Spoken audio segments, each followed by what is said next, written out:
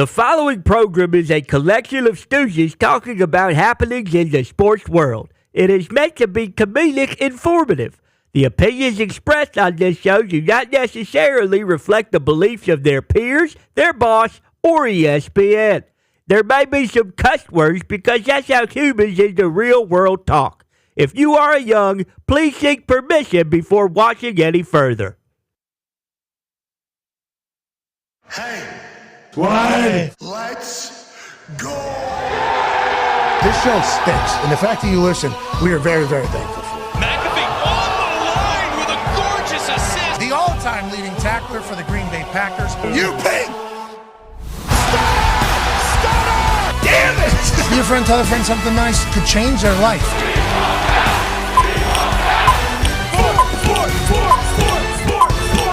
Hello, beautiful people. And welcome back to our humble abode, the Thunderdome, on this Big Sports Wednesday, April 30th, 2025. This program starts now. Sports! Our wonderful, we're so incredibly lucky that we get to talk about them every single day. And yes, as you saw on the beautiful pan in by our lovely Evan Fox, the wrestling ring has returned to the office. For those that have been following along for a long time, that particular wrestling ring was purchased by me once I found out that you could buy a wrestling ring on the internet. I believe it was my second year in the NFL. I might have been a little bit tuned up, a little bit boozed up. What? Late at night, found a website, and they said, yeah, you can buy a full-size wrestling ring. Wake up the next morning, kind of forget about it, move along 3-4 months, and 18-wheeler shows up at my house, says, hey, I got a delivery for you. I say, what is it? He says, a wrestling ring. I said, for who? He goes, are you Pat motherfucking McAfee? I guess is how I signed up for it on the website. I said, that is correct. He delivers that thing. I put it up in my barn. Then it went in our old office. This thing has been set up in my barn at my house. Now it has moved into the Thunderdome because we got work to do before next Saturday night at Backlash, where I fight an Austrian asshole who is strong, tough, intimidating, and a former world champion as of a couple weeks ago. So I got a lot of work to do. I'm going to get better. We're all going to get better, and we're going to enjoy the hell out of the process. And I'd just like to let Gunther know that the blood, sweat, and tears that have gone on in that ring, not just by me, but by everybody that has set that thing up and gone to work in there over the years, will all be worth it for next Saturday in St. Louis at Backlash. When I walk in there, I'm going to be prepared, all right? I've already been doing some flips. I've already done some bumps. I'm already feeling pretty good. Cardio is in a spot I think is better than it has been before in some different matches that I've been in. I do have a little bit of a gut still, but that's going to be good because Gunther's a little bit of a thumper, a little bit of a pounder, maybe even try to put a little bit more meat on my body before next week. And he's already taking it as a joke. He's laughing in his Austrian way. Well, we'll see who's laughing in St. Louis. We'll see who's ready in St. Louis. Because I'm going to let you know, I don't overlook anything. Feels like he's probably going to overlook me. And I see a lot of the IWC, the internet wrestling community, who hates my guts. I found out over the last few weeks. Well, really? I fucking hate you too. Just want to let you know that. You gatekeepers think you're the only people that are allowed to be fans of wrestling. I've been a fan of wrestling since long before you were alive. But with that being said, I am incredibly lucky and fortunate to be a part of the company that I grew up being a fan of. And on next Saturday, I'm going to take everything I've learned from the decades and decades of being a fan and the decades and decades of studying this business and the people that I've gotten to shake hands and learn from personally. And I'm going to take it into that ring and I'm going to try to do Michael Cole, the greatest of all time, some justice, and everybody that's ever been bullied by an Austrian punk. There's a chance I get my ass beat. There's some people that want to see that. And I'm going to let you know, I understand that's a reality. But I'm going to step into the batter's box every single time, especially whenever I think it's for the right reasons. And if I swing that thing and I miss, it's okay. But if I swing that thing, which happens on a regular basis, and I somehow connect and that thing goes gone, we're going to have a moment that we're going to talk about forever. Stand up for the right thing feels like what I'm doing. Well, I end up falling down for the right thing, potentially. Such is life. We'll enjoy it all. Talks the Tables here at Boston Connor and at Ty Schmidt. Ty, I see the sweater. All of a sudden, the Vegas Golden Knights aren't dead. Feels like you're coming back from the grave in your fanhood. And also, sweet haircut. Shout out to Back Porch Barber JC. Yeah, without a doubt, shout out JC. I haven't had a haircut since like around my birthday. It's been almost like 5 months, so it feels good to kind of get the mop off. But you said it. Listen, coming into this series, I mean, we talked about it yesterday with Biz. The Western Conference is a gauntlet, but Stoner's back. The Knights are back. I got the C on today. I'm feeling great. Yeah, I saw Stoner with a nice clap bomb from the blue line. Obviously, hockey is majestic. Playoff hockey is majestic. 9-year NFL vet Darius J. Butler is a fan of the Florida Panthers, who are still a grimy, gritty team that could potentially go on and go back-to-back with the Stanley Cup and take that thing to the elbow room. Let's go to one half of the hammer. Dahn. Cowboys AP Tone. Hockey had a great night last night. And are they getting nervous in Toronto that the Maple Leafs are going to Maple Leafs yet again in the playoffs? Let's start right there. Let's start Senators, Maple Leafs. The series that everyone thought was done. It was 3-1, but no. The Sens come back last night. They win 4-0 in it was just an absolute dominant performance. The Kachucks, the Kachuk brothers, Americans heroes, said they would come back, said it would come back to Ottawa, and it will. 3-2 Ottawa is up, 3-2 Toronto is now up in the series, but as we know, the Leafs have been up 3-1 many, many times. They've been up 3-1 against the Bruins. They've been up 3-1, and they have blown that. So now we are going back to Ottawa 3-2 in that series. The other game last night, Hurricanes over Devils. The Devils, the Cane, Sebastian Aho ends it in overtime. The Caniacs, they pretty much handled the Devils 4-1 in this series. Devils were up 3-0 in this game, Yes. I do believe. The Devils were up 3-0. Obviously, they were down 3-1 in the series. Devils showed a lot of life. We're up 3-0. Caniacs come storming back, get to overtime. Big time win to go ahead and end that particular series. Yeah, in front of 20,000 screaming Caniacs, brother. Steve Smith Sr. was told, hey, you got to slow down that crank. You're kind of reorganizing some things in here. He was getting after it on there, cranking the shit out of that thing. And the screaming Caniacs are certainly a weapon in the Eastern Conference. Yeah, Aho had multiple goals last night on top of the game winner. And then, yes, let's go to Ty's Vegas Golden Knights. Stoner with... I haven't seen Stoner put in a goal from the blue line in a long time. He's talking about like Stevie Y. Look at that. I mean, he likes to muck it up in front of the net. He does. Pucks on net, sticks on ice. He's kind of a front of the net type of guy, but that was an absolute rocket from Stoner. In this series, the Wild were up 2-1 in the series. So this coming back, the Knights come back to go up 3-2 in the series, and then obviously, they're cycling the puck behind the net. We get it out into the slot, and we get an overtime winner for the Knights to go up 3-2 in the series. Huge. Flower was in net after an incident there. And, Flower, he stood on his head. Marc-Andre Fleury, the all-time winning goalie. What? Sorry, what? I said he gave up the game winner, but the Vegas fans did chant his name when he came in, which as is they should cool. show their respect. 2 overtime games last night. Hockey is showing up. Playoff hockey is immaculate. This Vegas Golden Knights team has a lot of talent. This Vegas Golden Knights team is always electrifying. And this Vegas Golden Knights team, from a selfish perspective, have been so good to us. I mean, Ty has a full kit because they made Ty an honorary member of the team and also treated him like a Make-A-Wish kid. Right. So, I mean, we are big fans of the Las Vegas Golden Knights. Nice to see them come back and do their thing against a Minnesota Wild team that was very tough and stingy in this series early. They are scrappy. And then talk about a scrappy series. Let's go to L.A. And Edmonton. L.A. was up 2-0 in this series. And then the Oilers have absolutely steamed back. They are now up 3-2 in the series after their win last night. The Oilers have absolutely dominated the third period in this entire series. Knights have had at least a tie or a lead going into the third period in every single game. And this one, again, the Oilers dominated in the third period and then took it, and then they got an empty netter to make it 3-1 at the end. So something happened. Jackie Redmond at Monday Night Raw she came up to me and was like talking about hockey playoffs, NHL playoffs, and how awesome they are. And then she said something about the LA Kings coach making the worst decision in a long time in coaching. I didn't get a chance to hear it all because I was literally getting introduced into the arena at the time. But she said that we need to be talking about the LA Kings coach making a bad coaching decision and kind of changing the course of this entire series. Let's go to one half of the hammer. Dahn. Cowboys out of Victoria, Canada. Gumpy, what was she referring to? Do you know? So there was a definite goal that he challenged. If you challenge a goal and you don't win the challenge, the other team also gets a power play. So the goal counts for the Oilers. Then they score on the power play right after that. Basically turned this whole series on its head. That was 2 games ago. Yeah. Yeah, Jackie was like, you guys need to be talking about like coaching decision in hockey actually changing the outcome of the series. legitimately, like, first thing she said to me was like, obviously the playoffs are awesome, yada, yada, yada. Have you talked about the Kings coaching decision? Because I don't think this happens a lot in hockey, right? It's not really like you're looking at the coaches.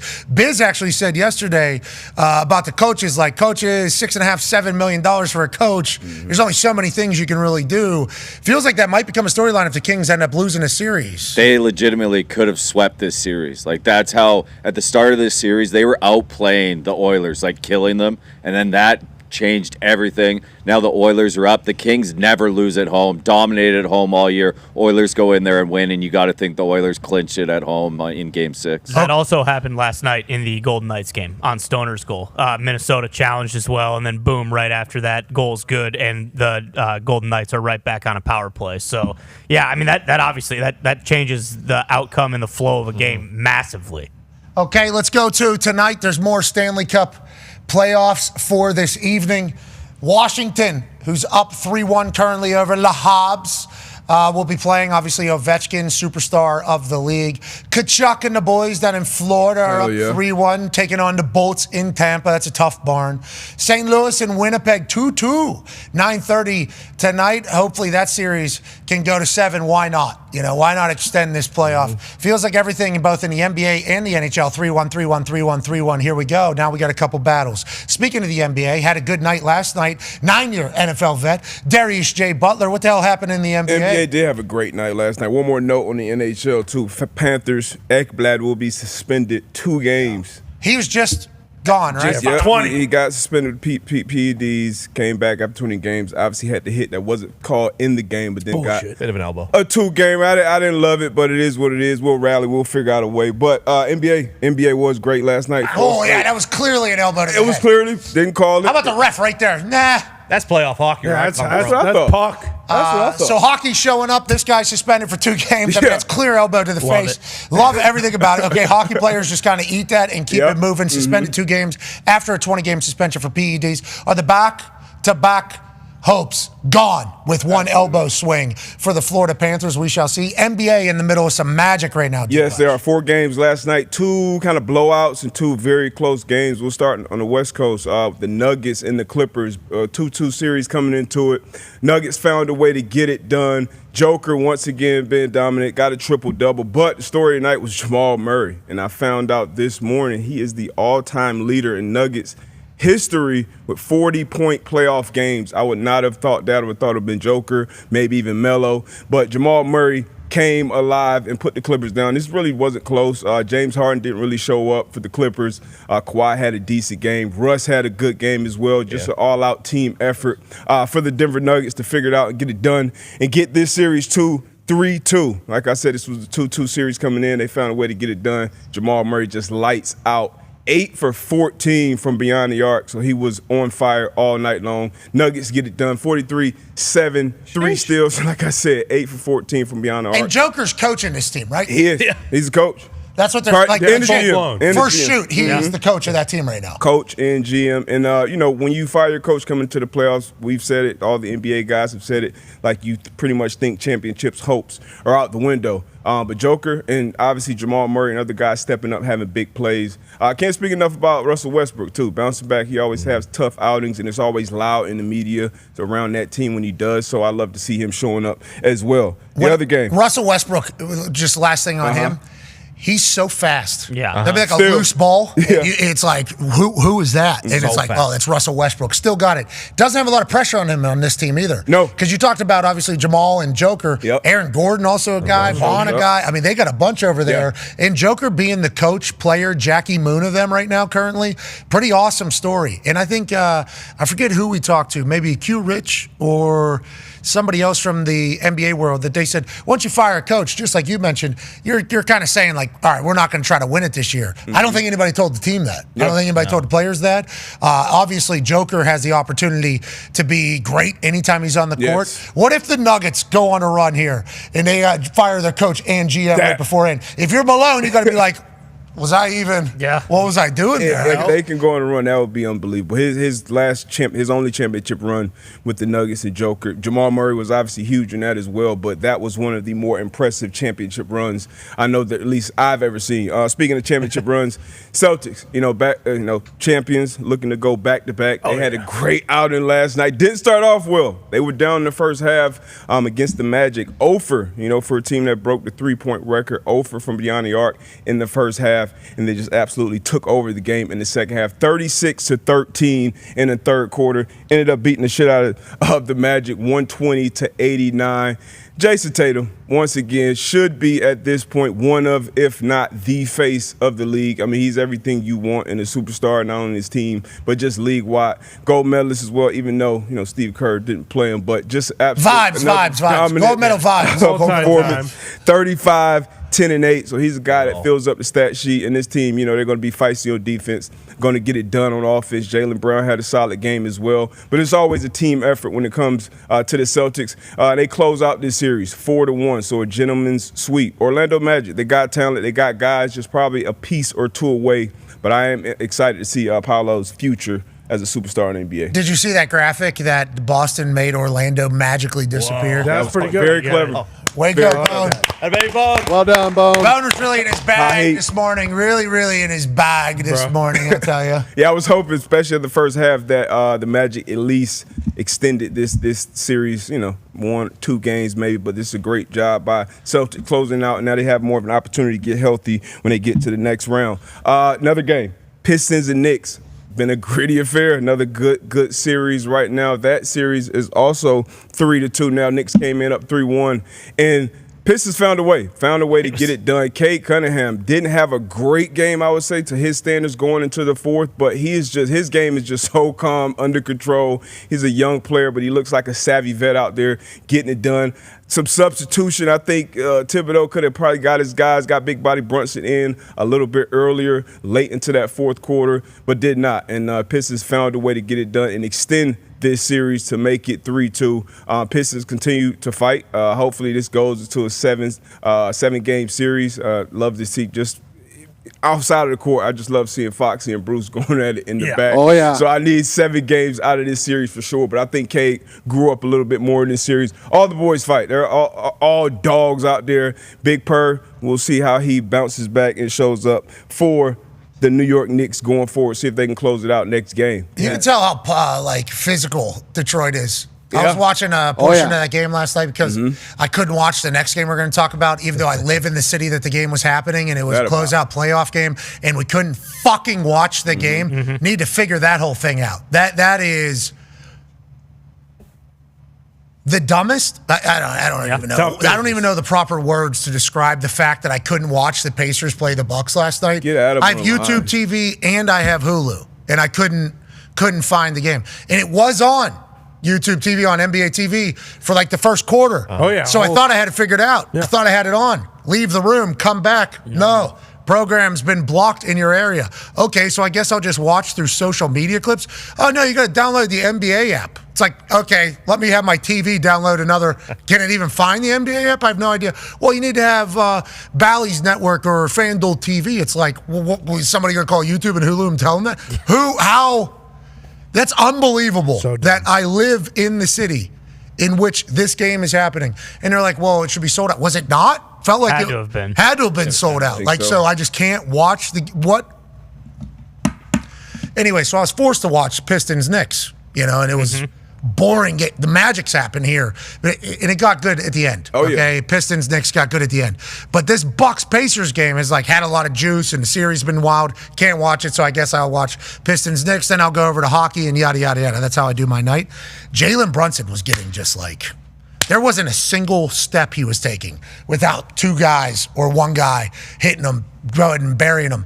And there's a couple moments where they zoom in on Brunson's face where he's about to do an inbound pass. And it's like, that's just what you sign up for, I guess, whenever you're with the Pistons. I guess you just kind of sign up for that you're going to get battled. Yes, then there was a moment with the Korg where a little bit of a give. Rolls his, roll.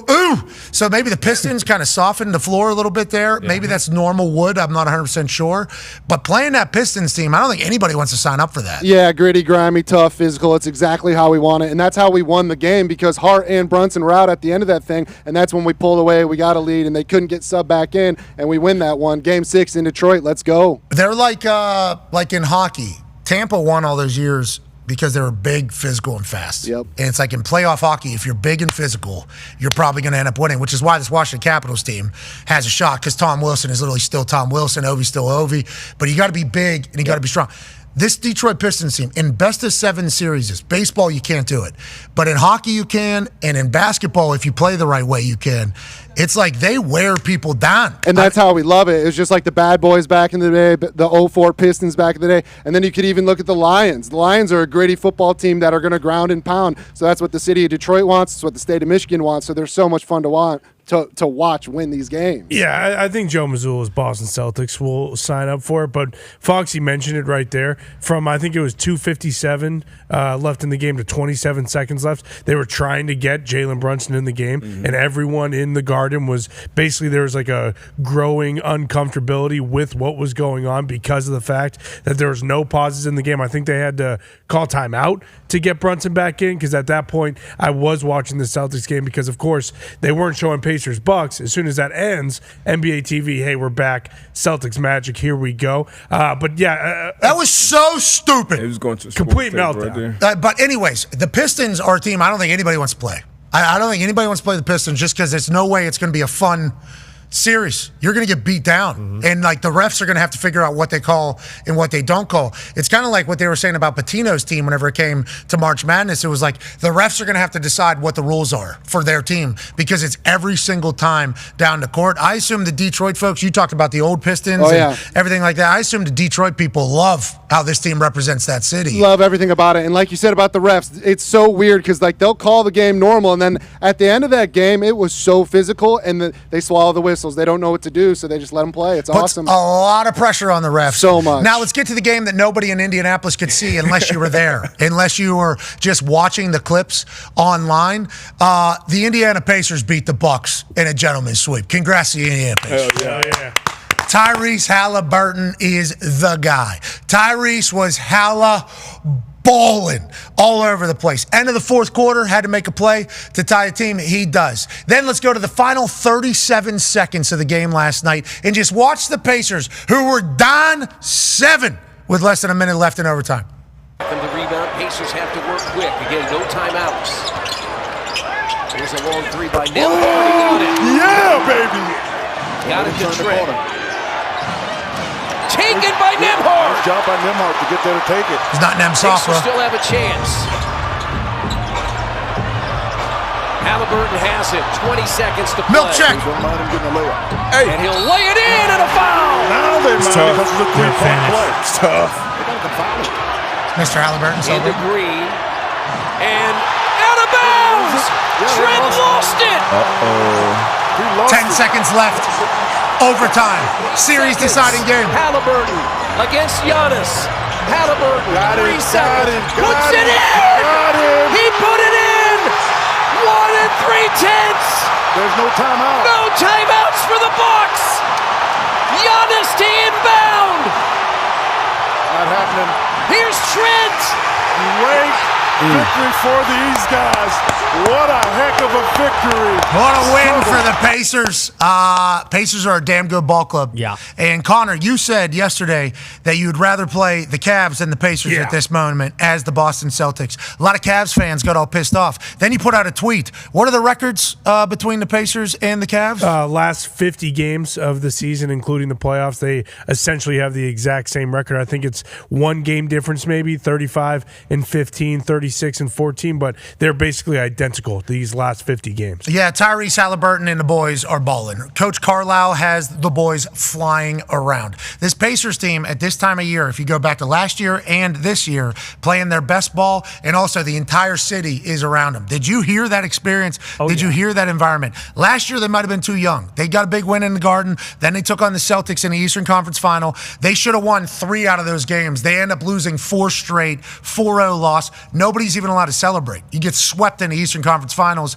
get the hell out of here. It doesn't matter that you made the Eastern Conference Finals. Nope. So the Pacers weren't really even allowed to celebrate the season that they had last year, which was certainly overachieving from what everybody expected. Tyrese Haliburton was just voted the most overrated player in the NBA. And then all of a sudden, when it's needed in the fourth quarter, he does it. Then when it's needed in overtime, he takes the Greek freak to the fucking hoop and wins the game. Now, a lot of the conversation is about what happened after the game. We will talk to Tyrese Haliburton in an hour and 15 minutes. 1:40 Eastern time, Tyrese Haliburton will be joining us to chit-chat about the Pacers going 4-1 over the Bucks. Now, Damian Lillard tears his Achilles. That is obviously incredibly sad and changes who the Bucks are. But that number 34 guy is an absolute beast. And when push came to shove, when the series was on the line, Haliburton, they drew up a play to get Haliburton on him. One-on-one to the rack, old school basketball. Pacers advance, and Pacers are dangerous. I don't think I heard anybody talking about that on TV this morning. I just heard people saying that Tyrese's dad, his father,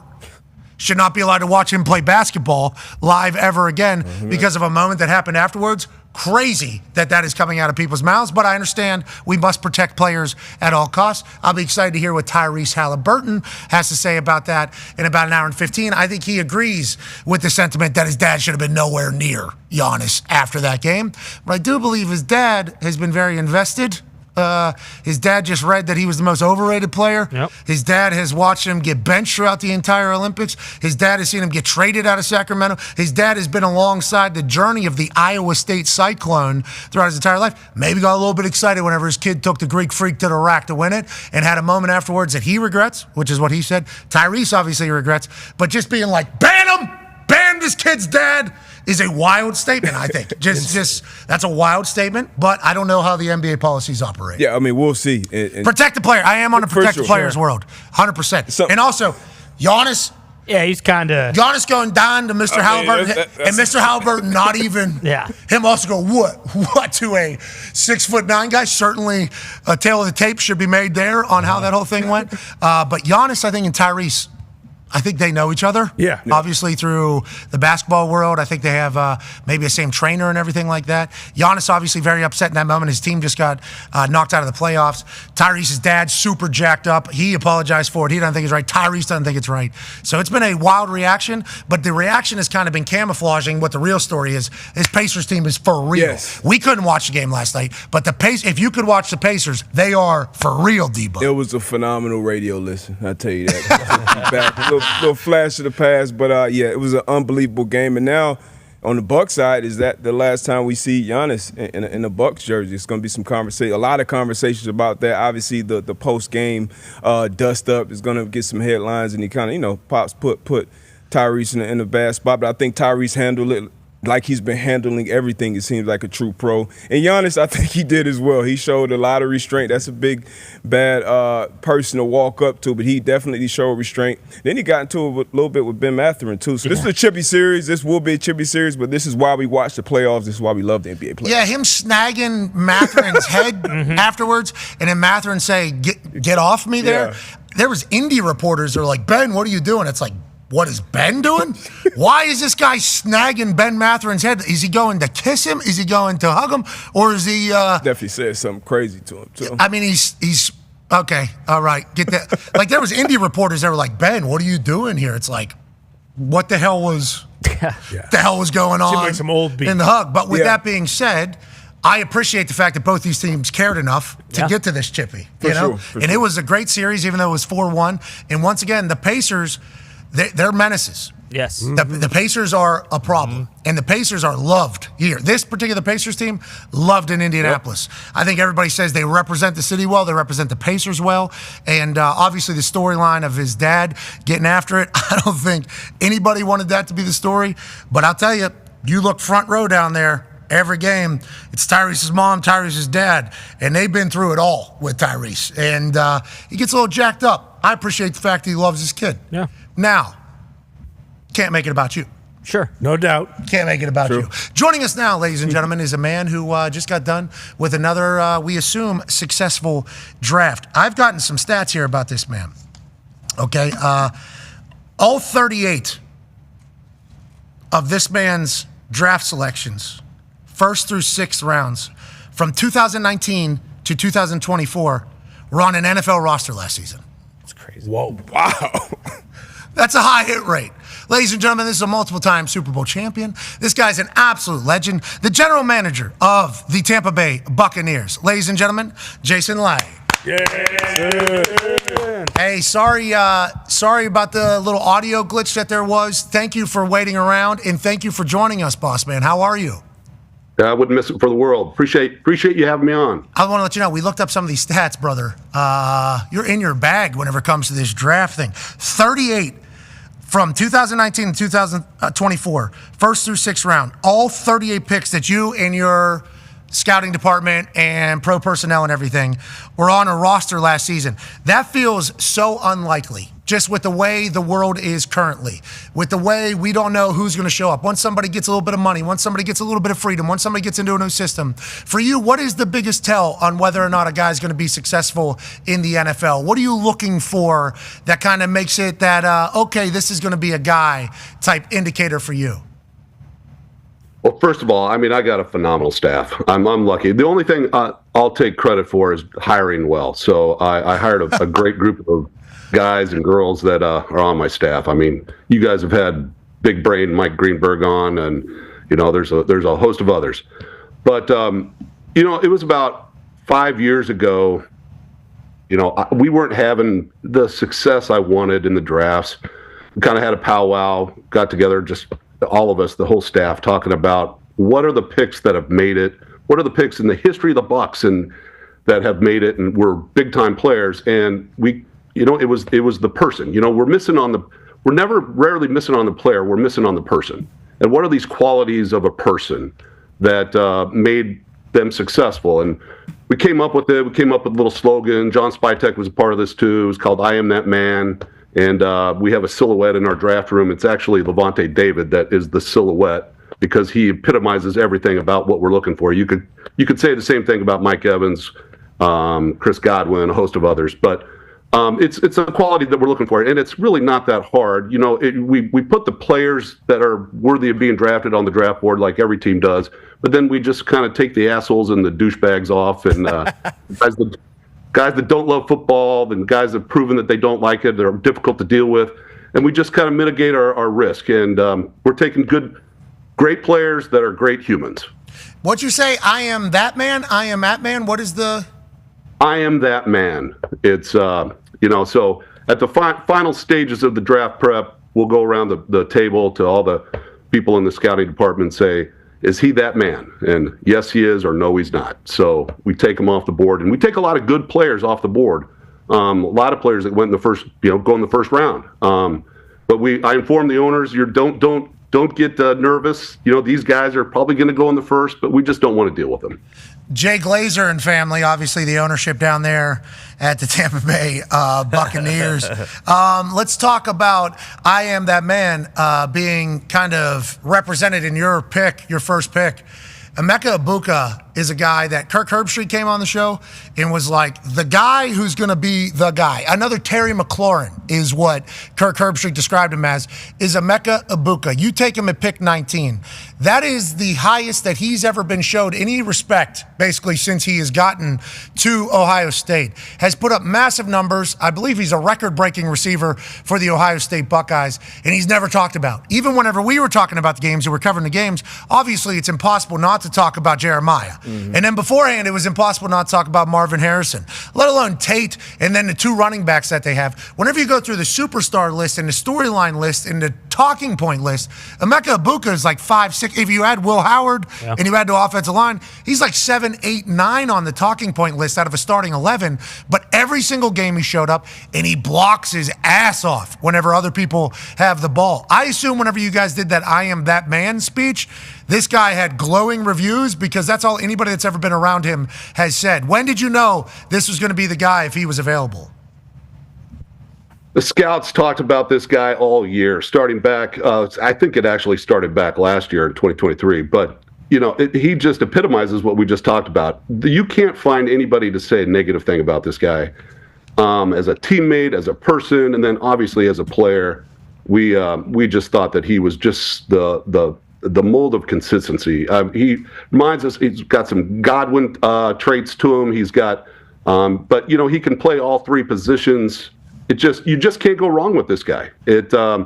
When you have a defensive-minded coach like Todd, and he is raving about this guy and excited about him throughout the whole draft process, hoping that he's going to be there for us, then that's a great tell that he's the right person, because there are multiple defensive players we could have taken there and felt good about at that spot, but he was the unanimous, we need this guy, we can't let this guy slip past us, we don't want to risk moving down, trying to get Q, picking up a pick. Let's just take him and be happy with it. 2 offense, 5 defense out of your 7 picks. Obviously, Baker Mayfield, still the quarterback down there in Tampa, feels like a perfect fit for your offense. You talked about Mike Evans, Chris Godwin, and everybody else. But let's talk about the people calling the shots. D-Bud has a question for you, Jason. Yeah, Jason, you mentioned you do a great job of hiring, and with that, you usually get success, most notably with Baker Mayfield, great success, even with the run game, kind of turning that around last year as well.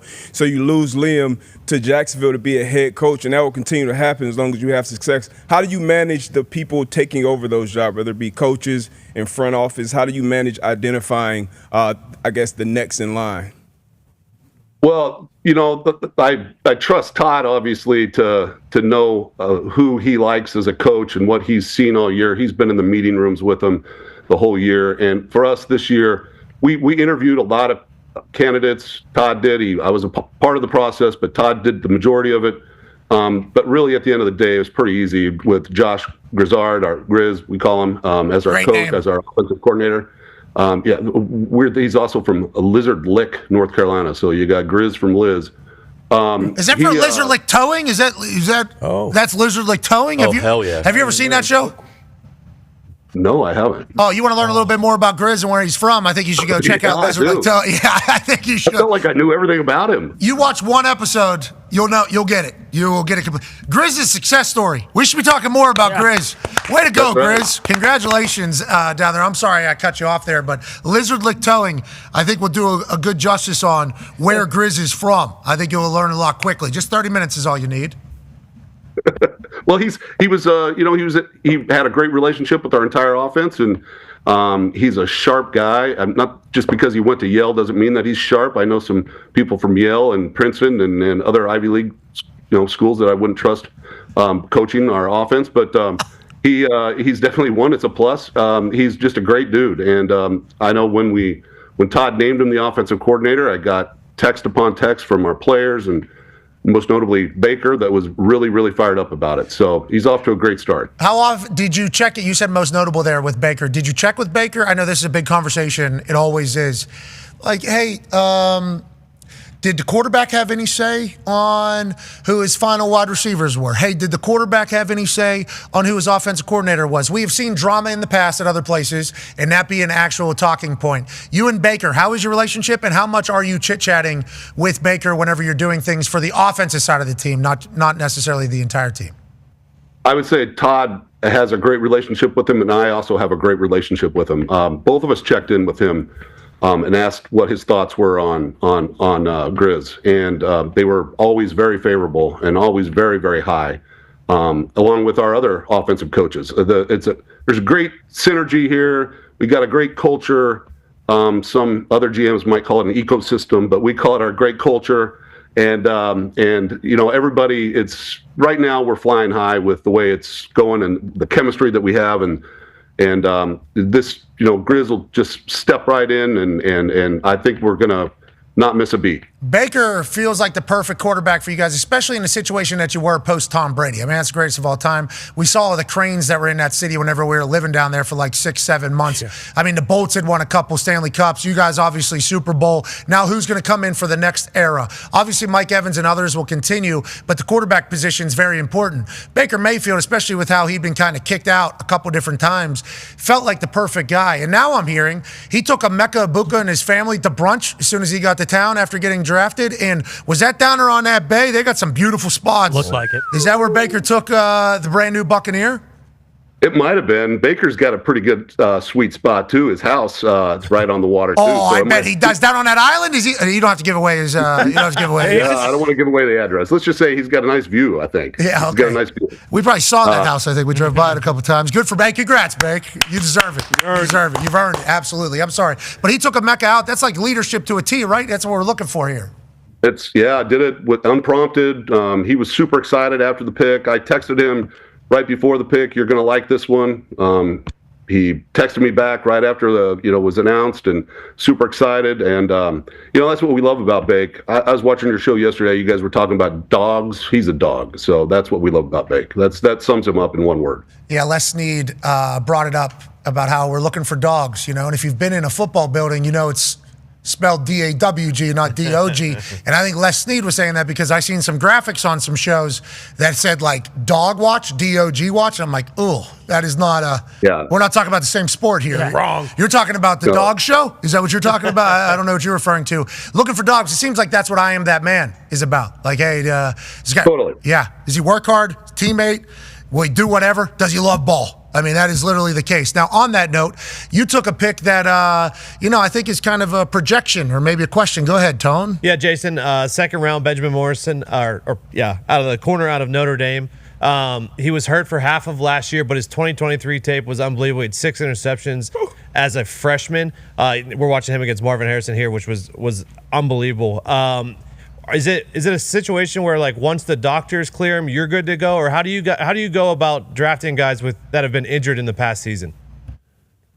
So we have a process here, just like every other team. Our doctors check them all out at the combine. They wait for more imaging, more testing. They ask for more things. Sometimes in these cases, at the end of the day, we're not going to take a player that our medical team felt uncomfortable with. He ended up working out right the week before the draft. We had one of our top scouts there at it. We got the video of it right away. We felt he looked really, really good, and he's in a spot where I think he's going to be full go by.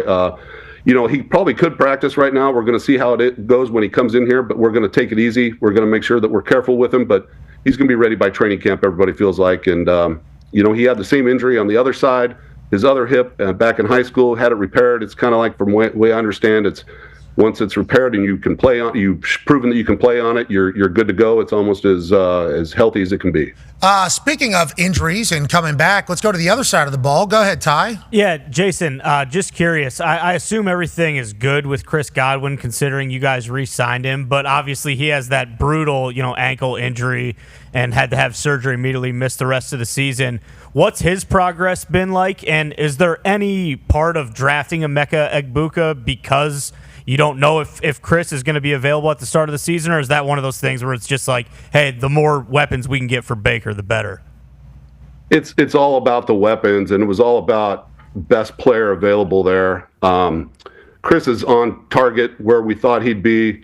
Chris, we're taking Chris as we signed him in 3 years. 1 year is a long-term deal in the NFL, but 3 years, we're excited to have him this long. So this gives us some comfort that we can just make sure that he's rehabbing at a steady rate, that we're not rushing this. We're expecting him week 1, but now we're not, not worried about trying to rush it too quickly because we've got another receiver that can step in. But that doesn't mean that we're not expecting him to be back week 1, because we still are. Okay, let's stay in that wide receiver position. You bring in a guy that I liked a lot out of Oregon, late pick, obviously, was around, in Tej Johnson. He was electrifying when he was at Oregon. But when you do that, you also create a locker room that has the smallest dude in the NFL and also largest dude in the NFL. 310-pound difference, which, once again, I would like to say is one of the main reasons why football is so damn spectacular.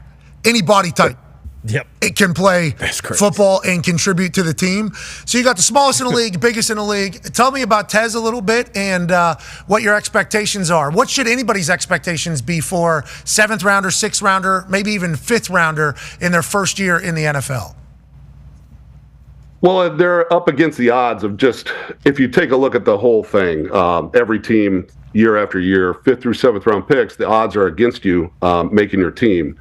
If you make it, that's great. So with Tez, we're going to see how it is when he's in here. But I'll say this: we had a pretty high grade on him. Most of the time that you're watching Oregon offense, he's one of the top, if not the best player on the field.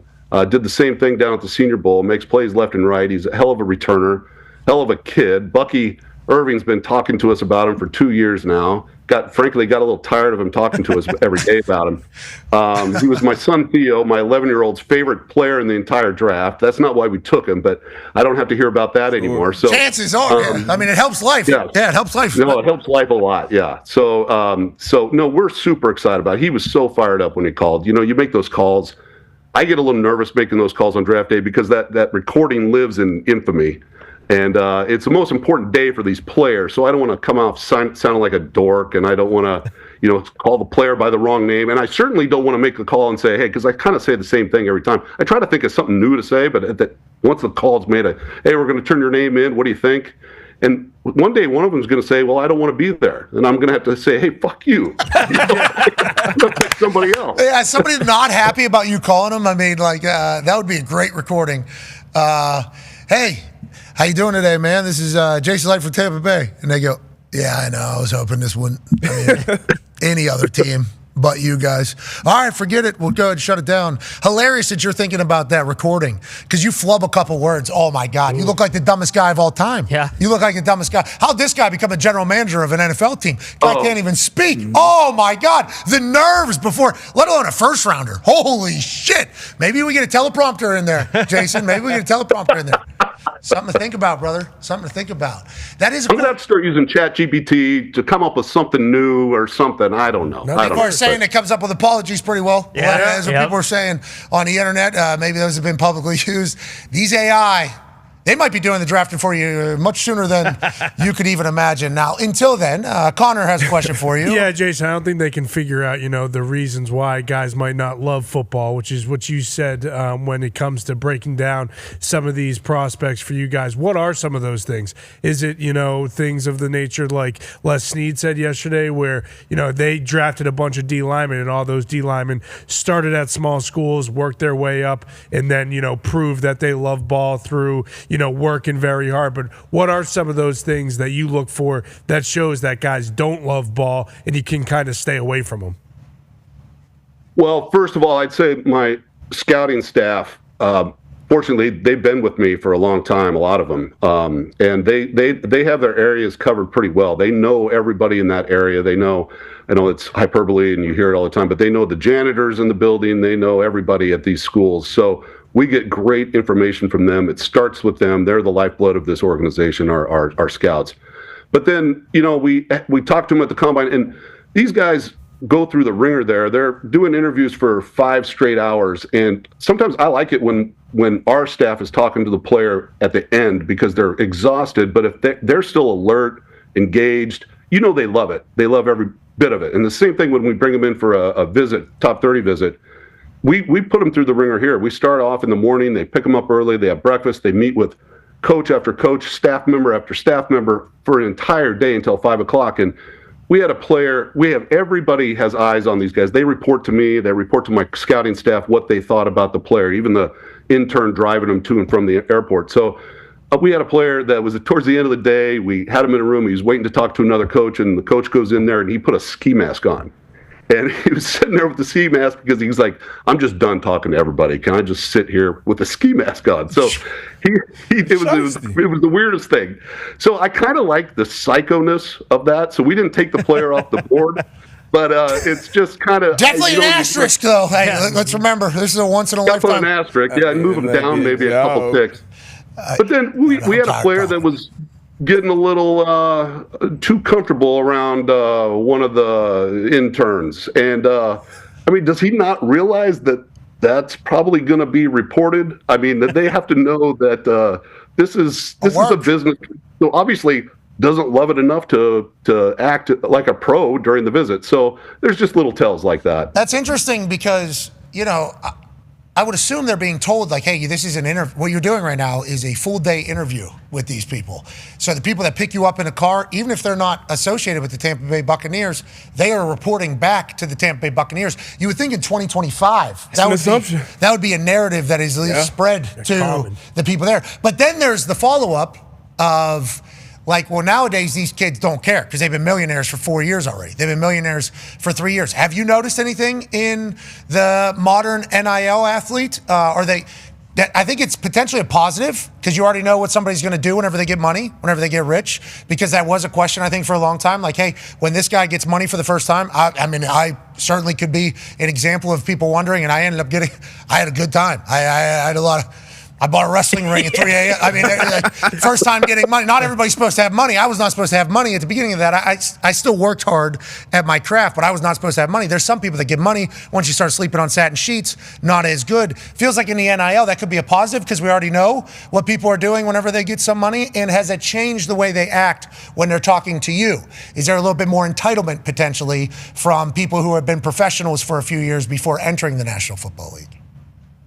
From my experiences so far, I thought going into this NIL thing, a few years ago, that we were going to be seeing the entitlement more so than not. But from my experience so far, I think it's just been the opposite. I think these players are coming in very well educated on how to handle their money, how to handle success. They already have a team of people, a lot of them, that are investing their money. The days of asking the player, what are you going to do with your first paycheck when you get your bonus? What's the first thing you're going to buy? Wrestling. You can't ask that anymore because they've already done all that. They bought the car. There's a lot of them that bought the house already. So I think they're really more mature about it now. And I think it's just society now. I think their moms, their dads, but a lot of cases their parents have really taught them well now, and that just seems, maybe it's just because the players we're taking are very mature, but I think overall it's been a positive experience. I think I've been seeing that too. That's why the NIL entitlement conversation does come up a couple times. Like there's people out there that people talk about and the way they act for sure. And negativity is going to hog publicity, but getting a chance to meet these guys traveling around for college football and college game day, these kids are millionaires at 19. And I'm thinking about myself. If I was like on a college campus with 50-cent beers right there? Yeah. Like that is what this is? That's what I'm saying. So like the way I see these guys operate, I'm just like so impressed, like so mind blown by the way. And I think they've kind of been scared by society too to like act right. Because if you get caught on camera or caught on anything, your life's over. And they've seen friends, they've seen that. So I think that's why there's a lot more people that stay in. I think there's a lot more people that have matured quickly. Mm-hmm. I think people learn a lot more about stuff. And I think they don't view money as big of a life changer as maybe we would have whenever we're coming up, because it's just part of the process. Yeah, but I mean, that not only impact on the young man at that time, but the family and the ecosystem around him. They're becoming a millionaire. So that could potentially be a bad part of it. But Jason, I want to ask you a potential good outcome. And I know we're still early on in the NIL era, but do you feel like it'll lead to better and deeper drafts? Because we talked to Tony, asked you about Benjamin Morrison. I thought that's first-round pick. Obviously, he had the health concern, first-round pick. Easily, I think, the best press corner in this class. And there was a lot of corners and receivers and D-linemen go late that I thought would be first-round picks and pass. You think it will lead to better drafts down the line? Potentially, yeah. Potentially. I think we saw it this year a little bit, like you said, with Ben Morrison. You're also running into, though, a little bit of a problem with, we're watching linebackers, defensive linemen in particular at big schools where they're out of the game in pivotal moments, or they rotate, and that used to be a red flag for us, but now it's just the way it is. These programs have to play the freshmen, otherwise, because they're afraid of losing them. So it's been, you normally wouldn't see a linebacker rotate at Notre Dame, or defensive lineman rotate at Tennessee. You'd keep the best players in there, but they have to keep in mind with the pipeline coming. So it's a fine line that they're walking. I didn't even think about that until right now. Yeah. That's awesome. You're watching the film. Where the hell is this guy? Is this guy tapping out on third downs? What is, give a call? Yeah, got to get him 10 snaps. Got to get him at least 10 snaps. That is kind of in his contract there. He'll leave. We need him next year, brother. Right. That is a wild situation. That's something I never thought of. At all. And as a player, you would hate it, but long term, it may help you out. You may go into the draft fresher, go into the league fresher. Yeah, but the dogs want to be out there. Oh, absolutely. You want to take every snap. Pissed off, yeah. Especially what do you think about Travis Hunter? And we only got a couple more minutes here. What were your guys' thoughts on a player being able to go offense, defense, and even special teams seemingly? He could punt probably for them if you really wanted to. What are your thoughts on Travis Hunter, the anomaly? Is that how you viewed it? Yeah. I mean, he's a unicorn. We're not supposed to talk about other players with other teams. He hasn't signed his contract yet, so. Yeah, he was a unicorn. It was gave you a good problem. Like, where are you going to play him? Or are you going to play him both spots? So it's going to be an interesting. If he continues to where he is now, it's going to be an interesting subject here in 4 or 5 years when his contract's up. He's going to want to pay number one at both positions. So that's their problem, not ours. That's a hilarious thought, actually. As you're going through this, hey, success. Let's say this works. What happens? Well, then we gotta, because number one, corner money, especially if we got him on an island. That's a lot of guarantees there. And then wide receiver position, what that's been. Oh, Travis, go get him, brother. All right, hey, we appreciate you joining us, man. You're the best. Thank you so much for taking time out of your day. Appreciate it, guys. Hey, nice haircut, Ty. Hey, thank you very much. I appreciate it. How do you feel about Mad Mel's performance? Did you see any Mad Mel for draft night? Oh, no, it was fantastic. That was awesome. I We appreciate you. Yeah. This guy, you actually watch our Hey, shit, I think. We appreciate you. Ladies and gentlemen, General Manager of the Buccaneers, Jason Licht. Yeah, he watched, I think AQ Shipley maybe introduced him to us. Cush. And when AQ was down there coaching and playing. And then Greenberg's the salary cap guru. He's been doing salary cap gymnastics for a long time down there. BA. Yeah, Bruce Arians was down there. The entire coaching staff, basically. Yes. I forgot about that. Yeah. Clyde. Yeah. Yeah, everybody. Tom Moore. I mean, Yeah. Coach Goody was down there, I think. Yeah. Yeah, so a lot of people. Sure. Like, you should see this asshole. He's got a show. And I think he is. Now, he was saying taking people off the board for certain things. It was like, well, it depends on who you listen to here on me. I don't know if I would have been on their board or not. He said we talked to the janitors. I'm like, that's good. Janitors go to bat. We love this kid. Then you talk to some other people potentially at Plumboro. We hate this guy. Yeah, so that'd be an interesting little dilemma. I don't know how you were in college, but what I've seen you as a pro in both professions, you treat everyone pretty well behind the scenes. Yeah, unless you're against us. If you're against us, I will be if I think you are against us, I do not have the time. And I think that is a downfall. I think that is a downfall of my being, which I am trying to get better at in this entirety. I am trying my best. I think I'm going to be forced to do so if I want to continue to do business and things like that.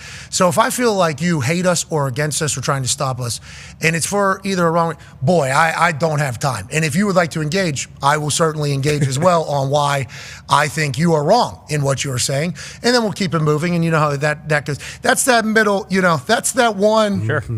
That's that one. There's one group, it seems like. Now, with that being said, we're all trying to evolve and get better. They have their side as well, so I respect that. And you hear what I just said? Would have never said that about 3 years ago. There you go. So we are growing and evolving. But if I feel like you should be good to people, though. Like, I feel like you should be good to people because literally life is hard as shit for everybody's going through something. No matter what situation is, everybody's going through it. And we're in this thing together. Always going to be. And that either sucks or we could just view it for the reality. We got to coexist, brother. Hell yeah. Doesn't mean you have to hang out with people. Doesn't mean you have to surround yourself with them. But we just got to keep it moving, brother. Like we will into hour 2 with another general manager. Who will it be? See you in 3.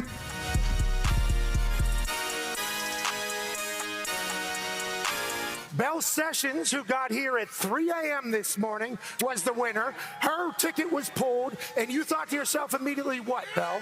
I knew I couldn't do it, and he was next to me, and he said that he could, so we're splitting it. Okay, so Belle Sessions made the decision to talk to my man, Henry Silver, who Henry got here yesterday at 6 p.m. He's been waiting for this moment. Now, Henry, you told her that you could make it. Why do you think that's the case? Have you ever kicked a ball before? I've kicked a ball before. I've played soccer my whole life. I think I can do it. This kick is for $150,000. You said you would split it in half, right? Yes, sir. Okay, so let's make it $200,000.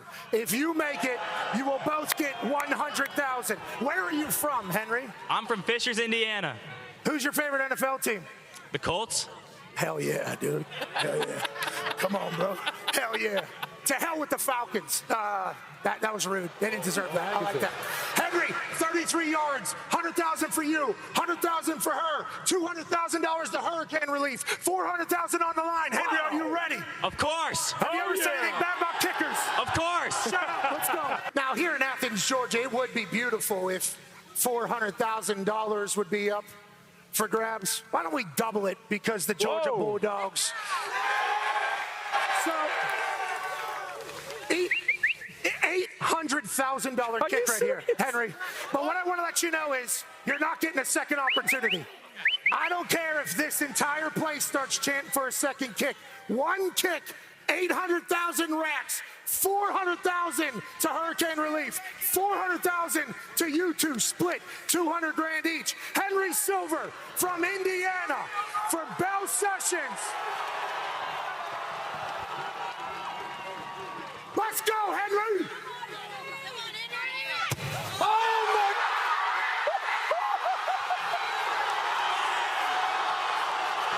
Henry! Henry! Come in, buddy! Come in! Let's see this. Let me see this, Henry.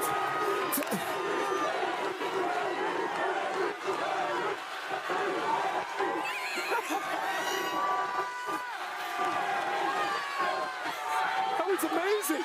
I mean, he walked in like, Henry! Congratulations, Henry! Congratulations, Bell! Dude! Congratulations, Georgia! What a morning! College game day's the greatest! College football's amazing! Bell, you just won 200. The following program is a collection of stooges talking about happenings in the sports world. It is meant to be comedic informative. The opinions expressed on this show do not necessarily reflect the beliefs of their peers, their boss, or ESPN. There may be some cuss words because that's how humans in the real world talk. If you are young, please seek permission before watching any further. Hey, Why? let's go! This show stinks, and the fact that you listen, we are very, very thankful for. McAfee on the line with a gorgeous assist. The all-time leading tackler for the Green Bay Packers, you pig! Damn it! Your friend tell a friend something nice could change their life.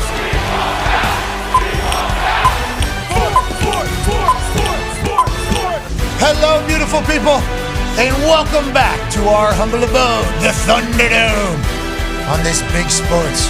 There's a Wrestling Ring Wednesday.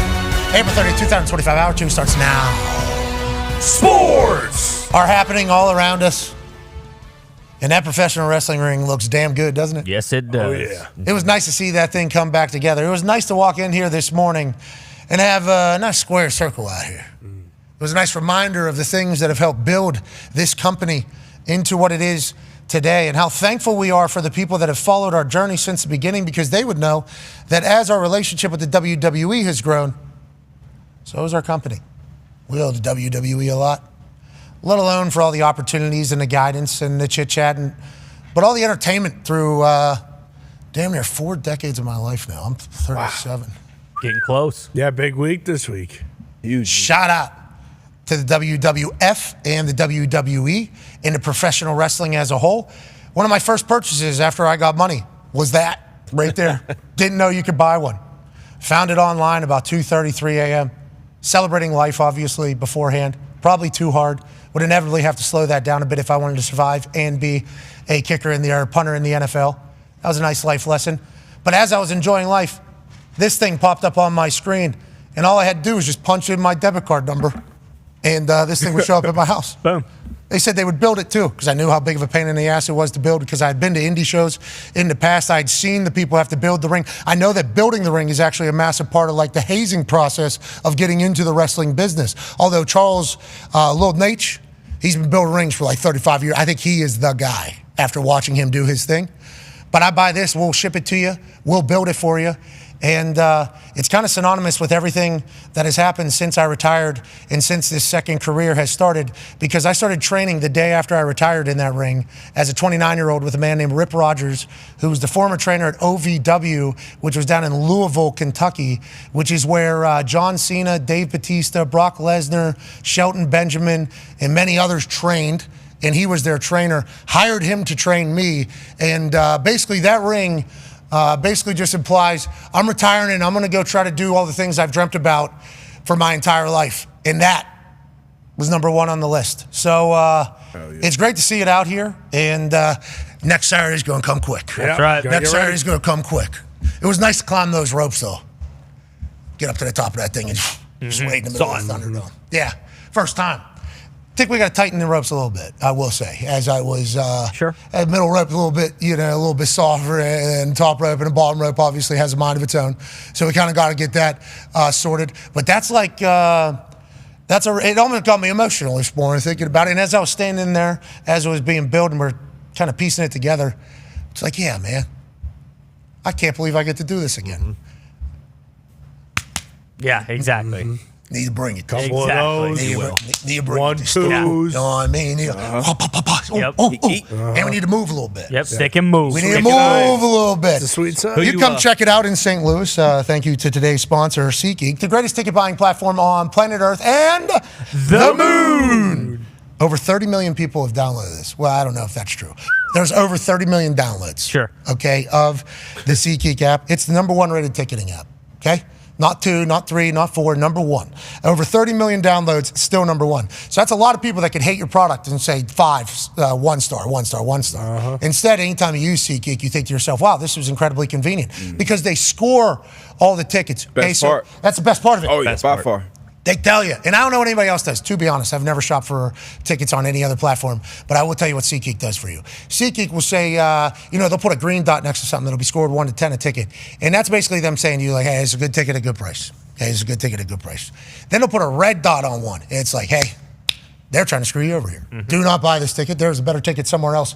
Just them looking out for you is awesome. And they were our first ever partner whenever I retired and got into this game. They have sponsored plenty of wrestling journeys of mine, whether it's being WWE NXT panelist before their main events and all the way through a match at NXT, to commentating in NXT, to managing in NXT. What? To moving, it was the SeatGeek house down in Tampa whenever we moved down there so that I could commentate in the Thunderdome that was built during COVID, because that was a dream come true. Bought a house down there, moved the show down there 2 days a week, lived in Tampa for like months at a time. And SeatGeek's been with us throughout the entirety of it. And you can use SeatGeek to go experience the madness that is going to be Backlash in St. Louis. John Cena, Randy Orton. Whoa. That's right. You use PAT30 right now. You get $30 off tickets. Doesn't matter if you're a new or repeat customer. $30 off with code PAT30. Restrictions apply, like if the ticket is less than $30. There won't be one for Backlash. That'll be less than $30. Those tickets, wild. Yeah. Show you your seat on SeatGeek, too. What's that, brother? Show you your view on SeatGeek. Yeah. Hey, It's like experience what it will be like. Yeah. That's good. Just so you know you're not getting screwed behind a pole or something. Yeah, you're not going to get catfished. Now, I did see some pictures of some stadium builds. Somebody went to some college event, I think. There's half the There's a guy that goes and does. Yeah. He tries to find. And we know the Utah Hockey Club has that cool seat. He's looking for the darkest red dot on SeatGeek. I want the worst ticket for the worst price, worst experience. How's it going to be at sports? It's probably going to be better than anything else you could be doing. We're incredibly lucky we get to talk about sports. Joining us, joining me, it's not just the Toxic Table at Boss Connor and at Ty Schmidt. It's not just one half of the hammer, Dahn. Cowboys, AP Tone. Sweet look today. Thank you. I appreciate that. I do have a question, though, if you don't mind. Yeah. You know how when NFL teams are going to face a running quarterback, they, for practice squad, they have a wide out dude or something like that. Who's going to be your Gunther for the next?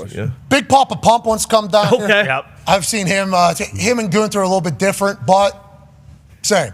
He'll he said he's on standby. He sent a tweet out today. Said he's on standby if we need an appearance in the Thunderdome. I think we should. You know what I mean? I think we should think about it. Just a man used to. Yeah. He used to have mountains. Great mathematist as well. Yeah. Maybe we do call old Big Papa Pump over here. It's not a terrible idea. Big Papa Pump would like to. I'd like to extend a formal invitation for you for whenever the hell you want to get over here. And I don't know if I'll be able to build any of the pump that you have. That was a big part of your game. I don't know if I'm ever going to be able to get there. But if you want to come in and give me a little. Some strategy, some thoughts, some tips, some tidbits, maybe a couple, work me through some things. It would be an honor. Because obviously I've seen what the Steiner family has produced. Braun Breaker is a problem. Yeah. He was dressed like a hitman the other night. Looked like it, too. He did. And he takes that thing off as a hit dog. Yeah, exactly. And he's just sawing people in half. That's from the Steiner family, so I got mad respect, obviously. I mean, to go forward, sometimes you need to go back. What about bringing in War Pig? He's got a lot of Gunther in him. You're right. I've already faced. Rest in peace. I didn't even think about War Pig until this exact moment. I've already faced a Gunther-esque. And exactly what we thought. Boom, pow, up and over to him. Or Bill. Kicked it at dick. Or Bill Ref Ding. didn't see it. He stumbles out. Oh, I just got kicked all right in the balls here. But I think it was the leg. It wasn't a low blow. It was a hamstring shot that maybe just missed a little bit. I got a little bit jacked up and excited because you're allowed kicks to the leg. You're allowed kicks to the leg. I don't think you're allowed kicks to the balls. So kicks to the leg are okay. Maybe my pinky toe hit him directly in the balls. Yeah, okay, a little bit too quick, a little stiff, brother. A little bit stiff, brother. And then old War Pig turns around and he had me there for a bit. Did he? Body slam, leg sweep, rake around the post. I mean, he had me there for You were a bit. playing awesome. Yeah, right. He had me a little. At one point, I thought I didn't sign up for War Pig. Because he came out of nowhere. He attacked me from behind. Obviously. Crazy. I was there doing autograph signing at an indie event, IWA East Coast, Scumbag. in between college and the NFL, where nobody has any say. That was my only free time, not really under contract. Yeah. Just got done with West Virginia football. Haven't been drafted yet. Nobody has me under contract. Okay, so I'm driving down there. Eddie Edwards, acting agent at time from Plumboro, part of the We're All Mustangs Here fund. Good lad. Hears about it and goes, hey, you're not getting in a ring tonight. Okay, you're going down here. You're going to have a good time. You're going to watch an indie show. He loves wrestling. Eddie understood wrestling. He was like, well, let's not get in the ring tonight. Okay, we don't need any more red flags out here. Okay, we got a couple minor inconsumptions, from Morgantown where you're potentially boozing a little bit. Obviously, some other stuff, and then you can't be getting in a wrestling ring because they'll think you don't care. And I said, you're right, 100%, no problem at all. We head down there, and what was it, like a minute and a half into that building, Nick? Nick was with me there. So was Slar Monster. So was Phil Main, CFO Phil. It was like a minute and a half. You want to have a match tonight? And I was like, yes. Once you got in there and felt the energy inside that armory, inside that battle dome, there was no way you weren't stepping inside the square. No chance. Had high tops, khaki shorts, long khaki shorts. I was ready for battle in there. And I got called in, and then War Pig came out, attacked me from behind. I had no game plan, no strategy. Fucking 1, 2, 3, brother. Hit him with a super kick to end that Did thing. War Pig get any calls from any front offices? So, he turned out to be Gunther. War Pig, I think. He passed away shortly Fast after. forward. Okay, I don't think. We did look up. We've had this discussion.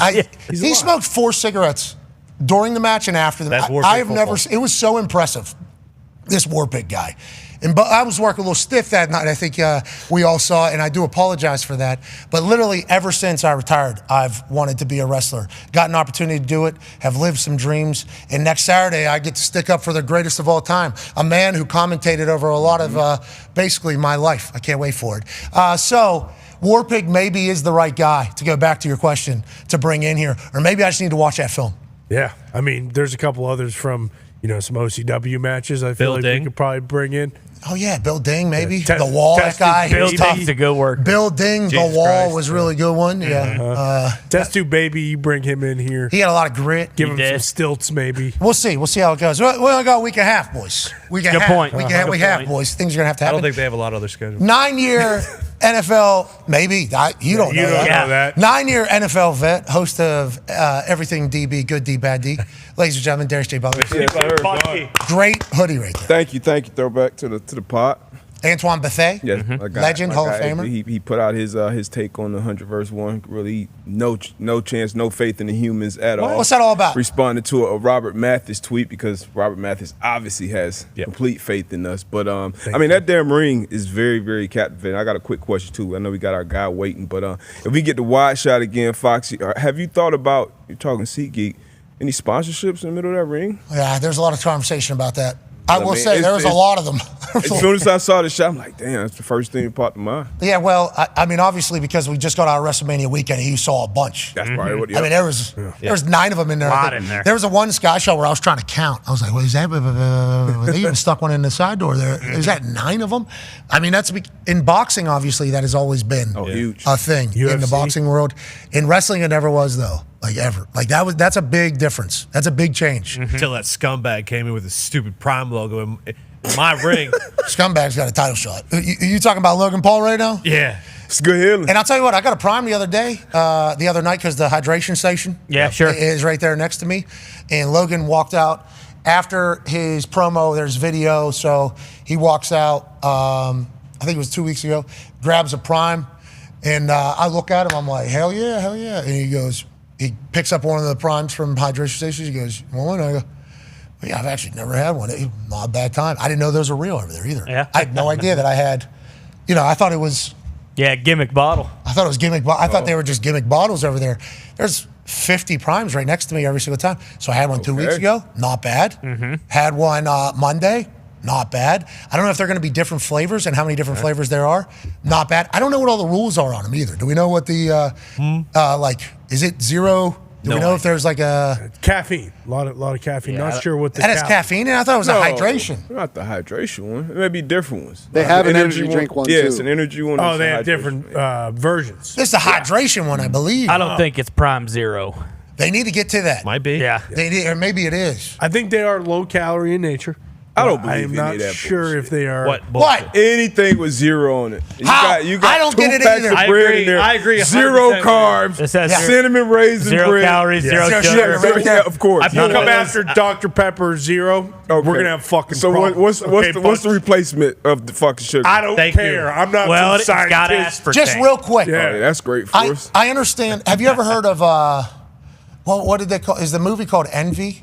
Jack Black and Ben Stiller. Vaporizer. Yeah. Okay. Have you ever heard about this movie? No, Guy I'm not. eats freaking French toast and he's coming after our zero. No, sugar. he's Give me saying- the real glucose, all right? Shut My up. body's. They know how to break that shit down. I don't know what y'all drink. He's saying that this is all fugazi and we're just kind of Fugazi. marks, basically. Yeah. And to be clear, I don't understand it either.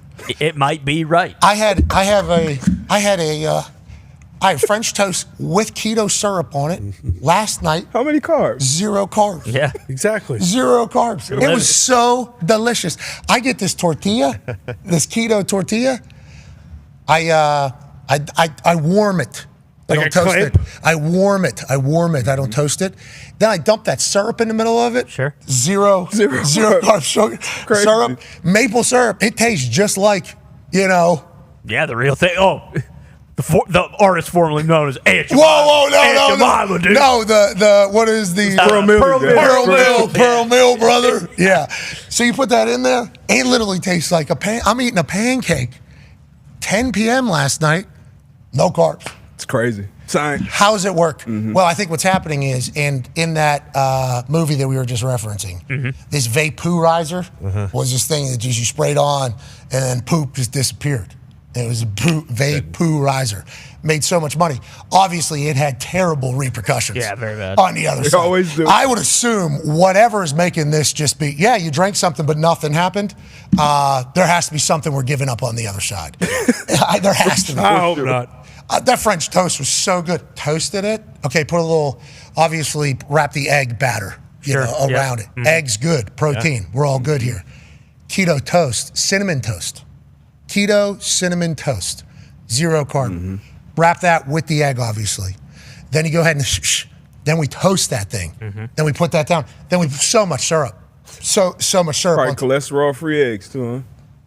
I did take out the middle of the yolk. Thank you. Good job. Good job. You're coming to eggs now? Thank you. I was being. No. Look, we need it. We need it. Just But what is it? in moderation. How is it? How does it work? I don't want to know. I just want to read the label. It's all fake stuff. I want to see the label. Oh, Foxy can't gain a It is. pound. This guy is It's all a fake stuff. mannequin. So This Just guy look at told the you. ingredients. If it has less ingredients, it's usually more healthy. The less ingredients, the better it is for you. This guy told you to order Pringles, and then what he tells about Pringles. Oh, Well, yeah. 2 days later. 2 days I love later. Pringles still. I'll Hey, still Pat, eat them. hey, can we order $2,000 worth of Pringles so that we can get them? Next day. Oh, yeah. Allegedly. Go ahead.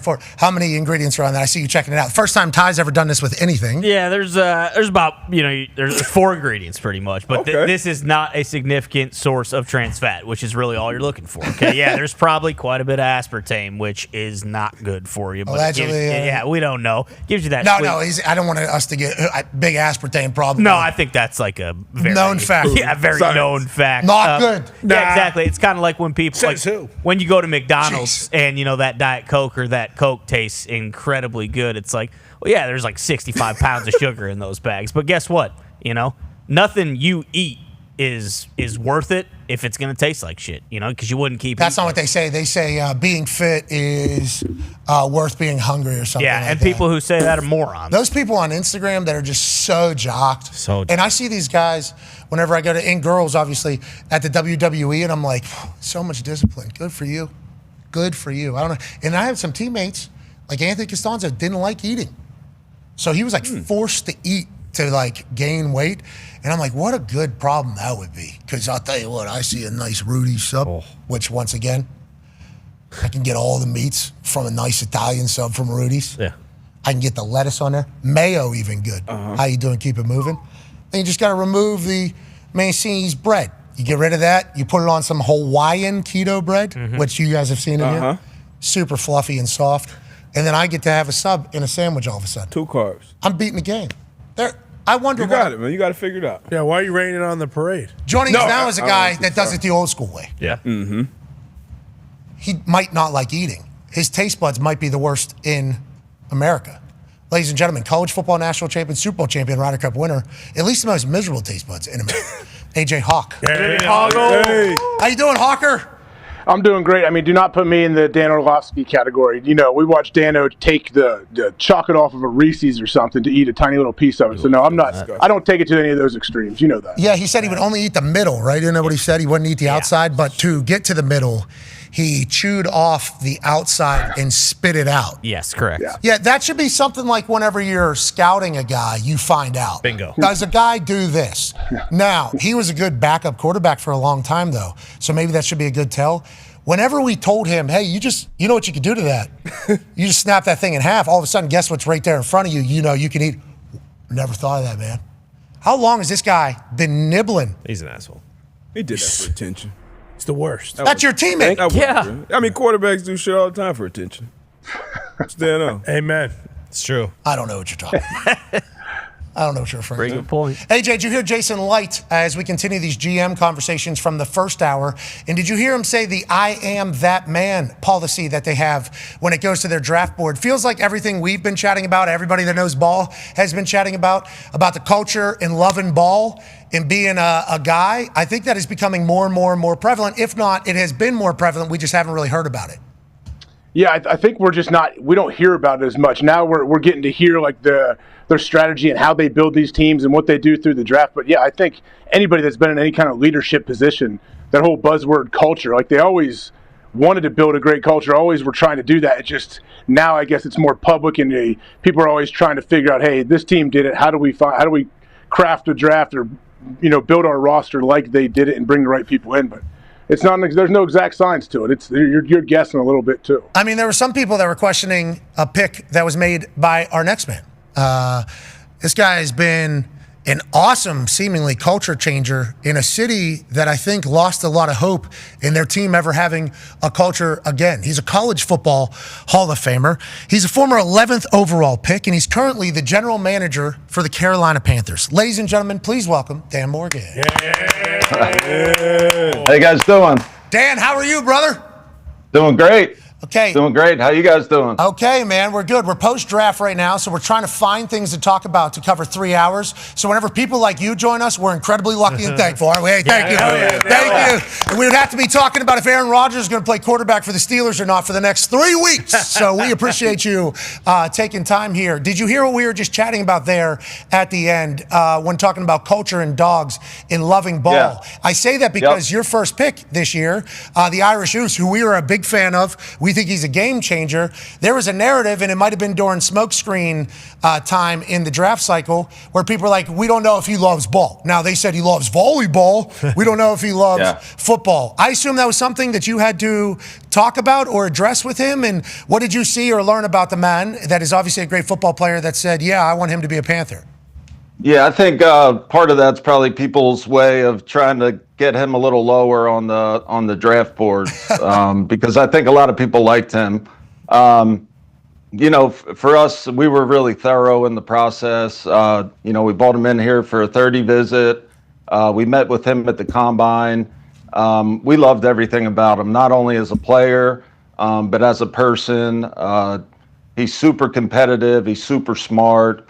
He's tough. And and he does all the things that you're looking for in a number one wide receiver. So we're extremely excited about him. I love that he's the 6th Hawaiian-born player to be drafted in the first round. Congratulations, T-Mac. I also love the fact that he's the first player ever to give a lay to Commissioner Goodell. Shout out Oos there. And then let's talk about what happened back in Carolina. I heard that Coach Canales actually gave a lay to T-Mac whenever he got to Carolina. And how much are we embracing the Hawaiian culture? Because it is a beautiful one over there, Dan. Yeah, we're definitely embracing it. Obviously it's a beautiful place over there, but we love the receivers that they put out over there. So we're excited about him. We're big Hawaiian fans now. So he's going to bring that juice that we're looking for on the outside and that size. So yeah, we're big fans. Okay, so let's talk about Bryce Young, who's going to be throwing him the ball. We saw it all unfold last year. Canales' first year as the head coach. Obviously, we saw what he did down in Tampa Bay. He was going to be the guy that was going to revive a career, save a career. Then he got a bench moment. Then he comes back on the other side of it. And it feels like your entire team kind of ignited on the other side of the benching. Got even better. Second half of the season looked like a team that is going to be one that is going to be a problem in the NFC South, and especially a team that I think Charlotte is going to be able to rally around yet again. Was that all led by Bryce Young? What did you see in the second half from Bryce and from your team? Yeah, I think obviously, like any team, it starts with the quarterback, right? So, Bryce, coming back after being benched after the second game, the resilience that he showed, and that's just who Bryce is. Bryce is, he's a resilient player. He's a tough player. He's a smart player. Guy that can extend plays with his legs and make a lot of things happen. So I think obviously when the quarterback's playing really good and at a high level like he was towards the end of the season, I think the team, feeds off of that. And, I think you saw at the end of the year, that our team, started playing a lot better. And, that energizes everybody, and it energizes us in the office too. So, yeah, we're excited about his future and the team's future. Go ahead, AJ. Yeah, Dan, you said Bryce is obviously tough and resilient. I feel like everybody wants tough and resilient players that can kind of handle adversity. Do you guys do anything different, or what have you learned when you're evaluating these players, if they truly are like the type of players you want to bring into Carolina? Yeah, I think a lot of times, like, going back to what you just said, AJ, like, when the players that we look for are players that have been through adversity before. So, some of these guys, they really haven't had to overcome adversity in their life, before coming to the NFL. So we like guys that have been through adversity at the college level or in their life, whether in high school or childhood. So I think that builds a lot of character, builds a lot of toughness and resilience. So we look for those type of guys. That's maturity. I think you mature through situations, because whenever a situation happens, you change. And you can either wither or get tougher and learn from it. And I like the fact that that is a trait that you seek out.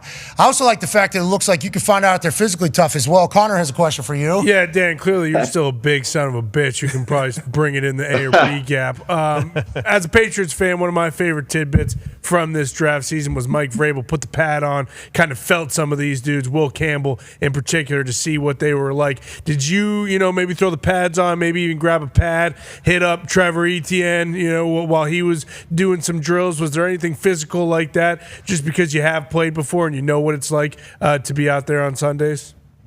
Absolutely not. I'm not putting on the pads. I'm not putting not putting anything on my any pads on my shoulder or anything. Especially no helmet on that hair. Hey, the hair is wow. Great flow. Yeah. You got to make sure it's right. Definitely got to make sure it's right. You feel good? Yeah, you certainly feel good about it. Especially, hey, is that an everyday look there, or are we hat or that? No hats. I don't wear hats. Because you got that, yeah. Fix the hair every day. Jeez. Must be nice. Yeah, it must be nice to have that hair. Oh, yeah, go ahead. Check one thing off that don't have to worry about, Liz. Let's talk about the draft a little bit more. Go ahead, Tone. Yeah, Dan. D-Butt and I actually the other day were looking at, after the 2024 draft, a way too early 2025 draft, and Tet McMillan and Nick Scorton, your second-round pick, were both in the top 10 there. So congrats on getting 2 top 10 picks in this draft. Yeah, congrats. Appreciate it. But for Nick, he leads the Big Ten in sacks, then he goes down to Texas A&M and doesn't have the same production. So how do you scout a player like that who has a production drop-off in the year before the draft after he has an incredible year in 2023? Yeah, I think you just really have to look at the body of work. And, the production maybe dipped a little bit, but, he's still super disruptive out there. He plays with a lot of energy and toughness, enthusiasm. You could just tell he's passionate about the game. So I don't really play too much into the dip in production. He was still productive in terms of tackles for loss and things like that. So he's a guy that we obviously, we felt really good about. We actually had a first-round grade on him. We had him in the late first round. So we traded up to get him. We put a priority in getting edge in this draft, which we thought was a deep edge class. So, and he was just one of those guys that we really had a liking for. Love so that. We went and got him. Love to hear that. Love that you're making moves too. And is that we've waited this long, let's go get him now type move on draft night? Well, right before that, there was a couple edge guys that went. So, we were just kind of looking at our board and, we're like, hey, let's go get this guy. Like we think he can be a difference maker for us and a guy that can make a bunch of plays. So, let's go get him. So we traded up for him. You just talked about a couple edge guys going ahead there. It was a big-time trenches draft, which I think is kind of aligning with the state of football. Ty has a question for you. Yeah, Dan, even though you guys got a receiver, the run we had on O-line and D-line in the draft was crazy. That was obviously the deepest part of the draft, but you guys made a massive investment along the offensive line last year. Obviously, keeping Bryce upright is paramount and the most important thing. But when you see what happened with the Eagles this past year on their Super Bowl run, does that kind of just lend credence to what you guys did last year along the O-line, knowing kind of where the NFL is going and that cyclical nature that running the football and winning on the offensive and the defensive line is the most important part of the game as well? Yeah, I think it just goes back to even, when I was playing. Like, I think we know that the game is won in the trenches. So, whether it's O-line or D-line, if you're not winning the line of scrimmage up front on both sides of the ball, your chances of winning, they go down mightily. So we wanted to build the defensive front this year like we built the offensive front last year, and we feel like we accomplished that this year. So we're excited. We're excited about the defensive front now. I kind of wish you would get out there with him a little bit, though. Oh, yeah. Come on. Are you lifting every day? I'm a Peloton guy, so I do the Peloton, and then I get off the Peloton, and I'll do just some light weights. No heavy lifting. Peloton, is that because of knees, or is that because you enjoy cycling because you were down there in South Florida? Well, I have the bike and I have the treadmill, so I just go back and forth every day. So I just have a routine that I do, and it works for me. You're running still, full running? The hammies are a little shaky here lately, so it's usually more hiking, more walking than it is running. Running is a wild thing if you got any knee stuff. The ex-professional athlete, I would like to know the number of people that are running that are ex-professional athletes. Legit. Not a ton. Because you're scared to almost too, I think, at some stages. Like if you stop running for a year, then all of a sudden you're like, oh, I'm not going to start doing this again. My knees are going to explode potentially. I got this treadmill. Game changer. Seems awesome. I got the anti-gravity. I got this anti-gravity treadmill. So the soft tissue stuff as you get older, it gets real. Whether it's the calf or the hamstring, you feel something grab, and then you're sitting on the couch for 2 weeks. Yeah, and you don't want to deal with that afterwards. And the hair is always going to be good, though, no matter what you're running, walking, hiking, biking, whatever the case is. Yeah, we put a little hairspray. It'll keep it upright, and I'll be good to go. Go ahead. Well, what's actual lightweight for you? You're saying that as if you're lifting, 10-pound dumbbells. What are we actually talking about? I'll do like anywhere from like, if I'm doing like dumbbell bench, which I did this morning, I'm going to go like 50 pounds at the most. Okay, 50 hey, pound dumbbell. that's a little pop there. Just kind of wake them up a little bit. Yeah. How you doing? Yeah. We're running highlights right now in the studio of you from college. Hey! Hey! Oh, yeah. Heyday, Yeah. Miami. Okay, so speaking of heyday Miami, I mean, there was a lot of conversations about Miami back in the day, a lot of documentaries about everything that was happening, not only on the field, but also off the field. We're currently in an era now of NIL where, a lot of benefits could have potentially been had back then, but they certainly are being had now. We had Jason Licht on earlier talking about how the NIL has affected the player in your scouting and talking to them. He mentioned about how sometimes on film, a guy won't be on the field for like a big play because they got to get a freshman some plays, because if they don't play the freshman, he'll transfer out and they're paying him a bunch of money. Is that real? And is there any other things about the modern athlete that you've noticed while scouting these guys, trying to find your culture guys? No, I definitely think that's a real thing, because you'll be watching the tape and, somebody that's a really good player that you're watching, like they're not even starting the game. They're playing like a younger guy and trying to appease the younger guy so he doesn't transfer. So yeah, there's definitely validity to that for sure. What was the second part to your question? Just, is there anything else from the NIL development of college ball that has changed like the modern athlete for you think, whenever you're talking to these guys?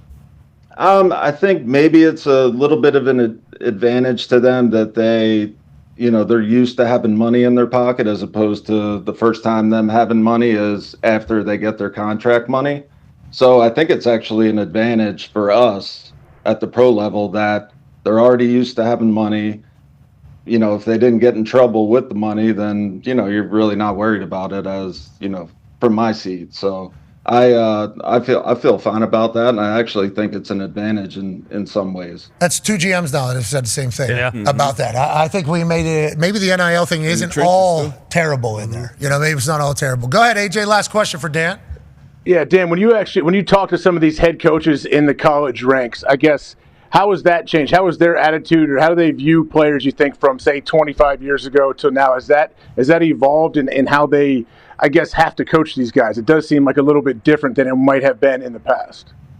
Honestly, I feel bad for, some of these head coaches in college football right now. Just, it's just tough for them. It makes it tough. You're not allowed to really, you're allowed to, but if you discipline a kid or you're too hard on a kid, they can just transfer and they can leave now. So, I think it's very challenging for them. And, I'm happy that I'm on this side of, pro football. Yeah. It just makes it, I just couldn't imagine having to deal with that every day. Yeah, but you're, I guess, reaping the benefits on the other side in the pro level. So congrats to you not having to do that. Yeah. That is, Appreciate that. Yeah, that hair stayed dark, having to deal with that every day. We got some grays popping up. Yeah. Maybe getting there a little thin. Speaking of thin, Hunter Renfrow last year got down to 150 pounds, allegedly. It is being reported. Colitis, ulcerative colitis. Is this... Yes, this is what I have, yeah. This is similar to what you have. Okay, so I have seen somebody that has had to go through this. Your insides basically are just, beating you up, seemingly. Yeah, all the time. Yeah, so he had these fevers. Obviously, I assume he wasn't able to hold food, wasn't able to eat, I assume everything else. So whenever he was with the Raiders here, obviously not a lot of conversation. You guys just signed him. You bring in T-Mac, obviously. Why the Hunter Renfrow signing? And when you learned about his actual story, what is your first messaging or thoughts from him about what this season could be for him? And how do they figure that out? Is there like medicine or something that's going to kind of prevent this from ever happening again? Yeah, it's kind of an amazing story, because I was curious too, like why he just didn't play football last year. And then, his agent gave me a call and he said, "Hey, Hunter's interested in coming back, and I think he'd like to play for you guys." And I was like, "Absolutely, let's bring him in for a visit. Let's talk to him, and let's see what we can do." So coming in and hearing his story, about how he was sick and all the stuff that he went through, it's an amazing story. And for me to have him in front of me and him wanting to come here and knowing the type of player that he was out in Vegas, like, why would I not want to give this guy a shot? If he can get back to, the form that he played at in Las Vegas, like, if he can come here and play like that, then yeah, let's go. Also coming back home potentially over there. I mean, I'm very excited to watch him in your offense, especially with Canales' big-ass offensive brain. We haven't asked about the defense enough. D-Bud has a question for you, Dan. Yeah, first of all, Dan, I got to thank you for passing the torch, carrying the torch as a Broward County legend. Obviously going on to Miami, doing great things, becoming Broward, there. But defensive side of the ball, you made a decision to make J.C. Horn, at the time, the highest paid corner in the league. What went into that decision, and what do you love about J.C. Horn being the cornerstone of that defense? Yeah, I think obviously I think he's a cornerstone of our team. A guy that I wanted to lock up. That was one of the things when I got this job that I wanted to do is keep our core players around here, reward guys that not only play the game the right way, but do the right things off the field as well. So JC was one of those guys that I did not want to lose him at any point. He just brings too much attitude to the defense, and he's a great leader, great person, and he's everything that you want, from a player in general. You rewarding your own guys is such a message to everybody. Like, not just the guys in your locker room, but also free agents. Like, hey, this guy takes care of his people. I hope it works over there. And I also hope that we get a chance someday to chit-chat with David Tepper. Tell me about him. Okay, hey, tell me about him, Dan. Day to day, what is he like? Because you becoming the general manager, being this ultimate football guy in that press conference where I think you were doing 75s and maybe 100s and 50s at the time and you were jacked up. It's like, okay, feels like Tepper hired football people here and going to let football people do their thing. And I don't know if that's not how it was before, but I'm saying that was the narrative. Everybody talked about it. How has it been working with David Tepper, and what is he like just as a human? Dave and Nicole are the best, and I would say just in regards to Dave, he is definitely misunderstood. Like, he is somebody that you can talk to, hang out with, laugh with, have a good time with. He just wants to win, just like I want to win, just like Coach Canales wants to win. He's going to supply everything that we need to win. So, we're getting a new indoor facility outside. Stadium renovations are on the way. So things are changing around here. Things are looking really positive, and that's a testament to Dave and Nicole Tepper. Yeah, once he donated the stadium, because everything we had heard before that is like, no way. Once he donated to Luke Combs and Eric Church, flood relief, and Caleb, I believe, for the flood relief, I was like, you know what? Hey, maybe Tepper, maybe in this big bad wolf. Yeah. And then we start hearing more stories. Go ahead. It's like a villain in a movie that you think they're a certain way, but then you're actually here and you're with them every day, and they're total opposite of what you thought. Yeah, I completely understand that. Yeah, Gru, it is but because if somebody has a narrative about you, and then you do some things that feed that narrative, it only cements them. And I'm only talking about that as a human that has happened to, where it's like, I'm not like that, I'm not like it. Then you do something that they could easily say, just like we fucking said it would. There's people that are like that. Right. We hope to meet him someday, and we're incredibly pumped for you as an ex-player getting a chance to lead a team, and it looks like you're doing a damn good job. Good luck the rest of the way on the Peloton, with the hair, and with the family and the Panthers. Appreciate that. You guys come by here anytime you want. Hey, Lake Norman down there is a beautiful place. Hell yeah. Dale Earnhardt Jr. still got that bar downtown. What's the name of it? Whiskey? I don't think that's here anymore. What? If I'm not mistaken, I don't know. I don't really go out though. Yeah, I assume you can't at this stage or have the time to.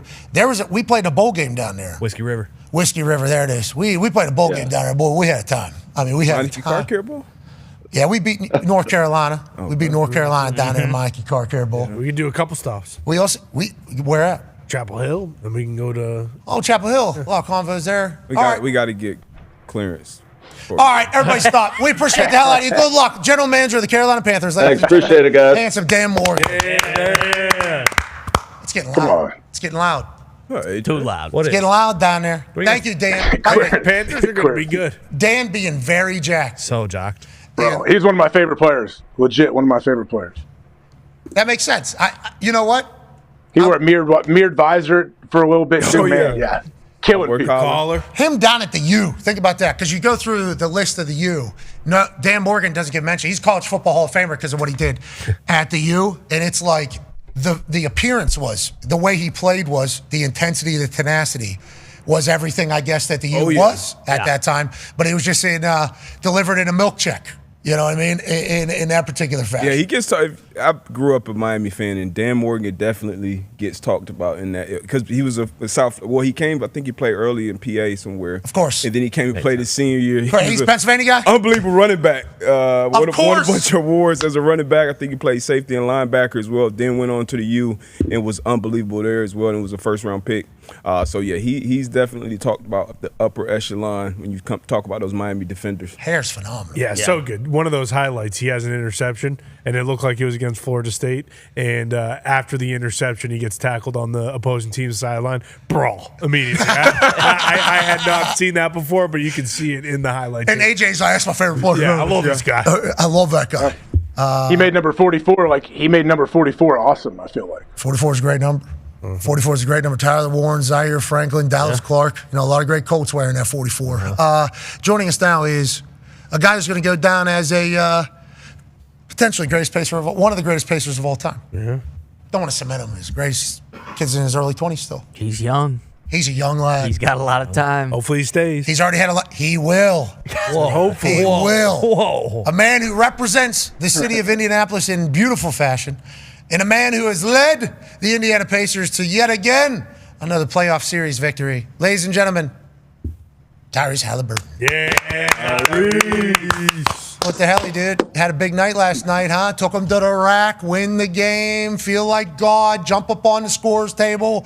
Just, can you walk through all of this? 10 seconds left, playoff series clinching game. You got the ball in your hand, one-on-one, Greek freak, to the rack, place explodes. I mean, that's what dreams are made of, right? Is that what it felt like last night, Tyrese, in the middle of it? Yeah, for sure. It was a lot of fun. Down the stretch there in overtime, I hit a 3 to start, and then I feel like I missed every shot down the stretch. And, my teammates did a good job of keeping me up, telling me that, we were going to have another opportunity to stick with it. And guys just continued to make plays. Andrew Nemhard made a big 3. Double A made a big 3. We just got a couple steals down the stretch. They turned it over there, and they trust me to make plays at the end of the game. So, I understand you missed a couple shots in every time. I wasn't able to watch. I don't know if you know that. I was just keeping up with social clips. Yeah. Come on. I got Hulu and YouTube TV, okay? Yeah. Every month they're dinging me. Yeah. Ding, ding, ding. Can't get the Pacers game. It's a joke. So I'm following it on social media. And obviously the business is good. Okay. But this team, Tyrese, this guy needs to be on TV, okay? Yeah. You are electrifying, brother. You talked about missing shots in overtime. How about the end of the fourth quarter? Need it. Got it. Gotta have it. What do? Take it to the rack, dunk. Not only a pull-up, which a lot of people do at this stage. All right, I'll just pull up and shoot it from here and hope. You take it to the rack, that's the end of the fourth quarter. That's to get it to overtime. Then in the overtime, same exact thing. Tyrese, Haliburton right now, brother. Haliburton right now. Why do you think this Pacers team plays so well during playoff time? Why do you think your team is playing so well here post-All-Star game? Yeah, I think... we had a lot of injuries early in the year. Obviously, both of our backup bigs go out with torn Achilles. Then we lost, Andrew Nemhard and Aaron Nesmith, who are, our main 2 on-ball defenders. And we kind of just had to figure out a way to stay afloat. And then once those guys came back, we really hit our stride. I think we just made an adjustment, after the new year, stepping it up defensively, and then, started to make some more shots, which definitely always helps. But, I think we got a lot of depth, and we're prepared to play here in the playoffs. And, I think that's what we're built for. And, we're just trying to, ride this wave up, into the second series. A little chirpy between you guys. Right? This series? Was it always going to be that way? Did we know it was going to be that way coming into the series throughout the season? Yeah, for sure. We always knew it was going to be that way. I don't think it's any secret that there's a rivalry there between us and Milwaukee. And I think as competitors, I think that's what people love. People love to see that. And I think we all enjoy competing in that. So it was a lot of fun, the back and forth. And, I think at the end of the day, it's for the most part, just competition. But, I definitely think it was a lot of fun, though. Sign me up for that all day. Yeah, especially you guys winning 4-1. It has to feel much better to be on that side than the other side. You put out the message, in your post-game press conference or on social, I forget what it was, after Dame tore his Achilles. Obviously a bummer for anybody, even though you guys are competitive and rivals. I thought that was very professional of you. I also thought it was very professional of you afterwards last night, after you just had maybe your biggest game you've ever had. Yeah. I mean, series clinching, needed to get to overtime, Brack. Yep. To win this, dribbling down in home.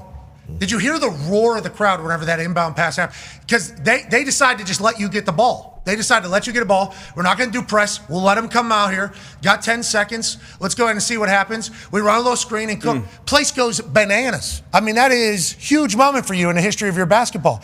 You have worked your ass off to get to this moment, to have this moment. And it appears as if the conversation is about your dad was about that shit too. Hey, he and Giannis obviously have an interaction after the game. And it has been talked about. It has obviously been scrutinized. Your dad ends up on court, and I went to bat for your father earlier at every single game. I mean, that is where the Haliburtons sit. That is just kind of how it is. Have to protect the players, obviously. You came out and said, Dad can't be doing. Where are we at now with the whole conversation? And I am bummed out that a tiny bit of the conversation is about this, but in a week or two, don't worry. I don't think this will even be chatted about as we bygones be bygones. You need to know that. Yeah, for sure. I mean, I think he just got caught up in the moment. I think my dad is obviously a big personality, and I think yes, after the game he came on the floor to celebrate, and I think that obviously his actions were out of line, and I apologized to Giannis. He apologized to Giannis. He put out a statement apologizing yesterday.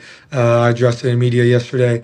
It's unfortunate, what happened, and there's no excuses and no place for that. And I think that he understands that. I think he just got caught up in the moment. But I understand that a lot of the dialogue has been about that, coming into today. But it was a big win for us as a group, and that's really where my focus is on. But again, we know that that's unacceptable and something that we can count on not happening again. Yeah, definitely need to enjoy the moment. Those moments don't happen all the time, and it wasn't you. Remember, it was your dad. So he's his own man. He's an excitable man.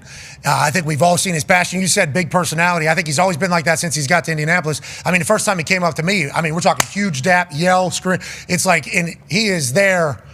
We know who Haliburton's dad is, like in Indianapolis. Yep. So that's why he was able to just walk onto the court afterwards. Like, people are like, why was he all the way on the court? It's like, exactly. Why was he on the court? Because of who he is. Like, that is kind of a part of the conversation. What ends up happening, though, can't happen. I appreciate you saying it. I appreciate him saying it.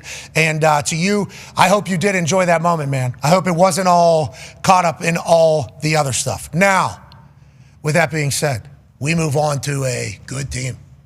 Hey, this team's a good team. Cleveland Cavaliers are the real deal. When do we start watching film? Have we already started watching film? Are we training? How do we go on to beat the Mrs. Cleveland Cavaliers? How do we go to do that? Because they're very good, right? Oh, yes. Very good. Cavs like the second one. Yeah, they're very good. How do we go? What are we doing? When's this all start? Yeah, we started, like me and my trainer did a little film stuff last night. We'll do some film stuff today. As far as team stuff, we'll start, real team prep within the next, tomorrow and the day after. I think we will play them on Sunday, so we'll practice Saturday and travel Saturday. They're a good team. They're really physical. They can shoot the ball really well. They got multiple guys that can handle, shoot, defend. I think that's why you see the record that they have. They're a really good and really deep team. So we just got to be able to match that energy. And it's not going to be easy by any means. It's a really good team. So we look forward to that competition. And I think this year we haven't really ever played each other this season at full health. So, it's hard to really look at, necessarily all the film, because I haven't really played a ton against their full group. And I only played the first half, I think, of the first game we played them. So as far as film, I'll probably have to go back, 2 years and then start to watch what other guards have done against these guys. But definitely looking forward to the competition, and got some friends over there, so it'll be a lot of fun. Can't wait to watch it. Hopefully I'll be able to see it. Yeah, these are all You prime win. time now. No more NBA TV. All right, that was unbelievable. After the first round. That was unbelievable last night. That was every TV in the house. I said, it must be this one. I don't go the other. Like, I thought maybe it was my internet. It was every TV in the house. I'm like, come on.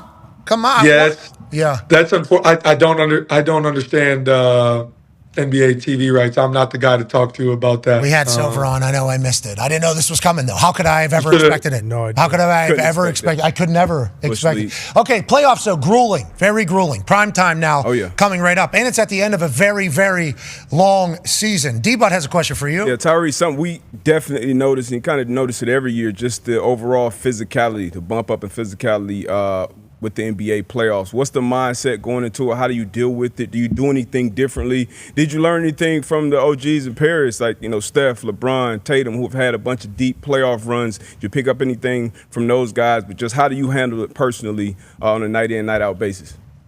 Yeah, for me, I think at this time it's just taking care of my body, taking care of my mental as well. I think that's most important for me. My social media usage is way down during the playoffs. We miss you on there. We miss you on it. Just know the fits are crushing it. Zero dark alley. Zero dark. I download social media in between the rounds, and then I get back off it. Oh, what the hell? Before the next game one, but I think I should have never re-downloaded the app, seeing as what my social media looks like at this point in time. Yeah, but hey, you're knocking off entire cities, brother. Yeah, people were not happy about the overrated. People were not happy. Thanks a lot, Dan. Not happy. Yeah. Still not happy. Still not happy. Well, especially, I mean, you just knocked off an entire state, brother. I mean, that's basketball. You literally, one-on-one, you knock off your entire home state and then overrate that for good reason. And Greece. Because a week ago, definitely Greece and probably other countries that are near there. And you're talking, so that's going to come with it, brother. When you live in the paint, every once in a while, you're going to get dunked on. Believe me. So don't you worry about that negativity that's coming your way. No, there's a lot of positivity because those Pumas look fresh, too. Man. And the fits look phenomenal. And then we're making every free throw, every three. You don't worry about shit from social media, Tyrese. You just keep it moving, brother. And with that being said, we will move the show digitally to YouTube, ESPN Plus, Disney Plus, and TikTok Live. Whoa, bigger than Twitch. Whoa. We'll see you tomorrow. Be a friend, tell a friend something nice. Okay, now we're on digital. People are still watching, Tyrese. Okay? Don't say anything bad. Yeah.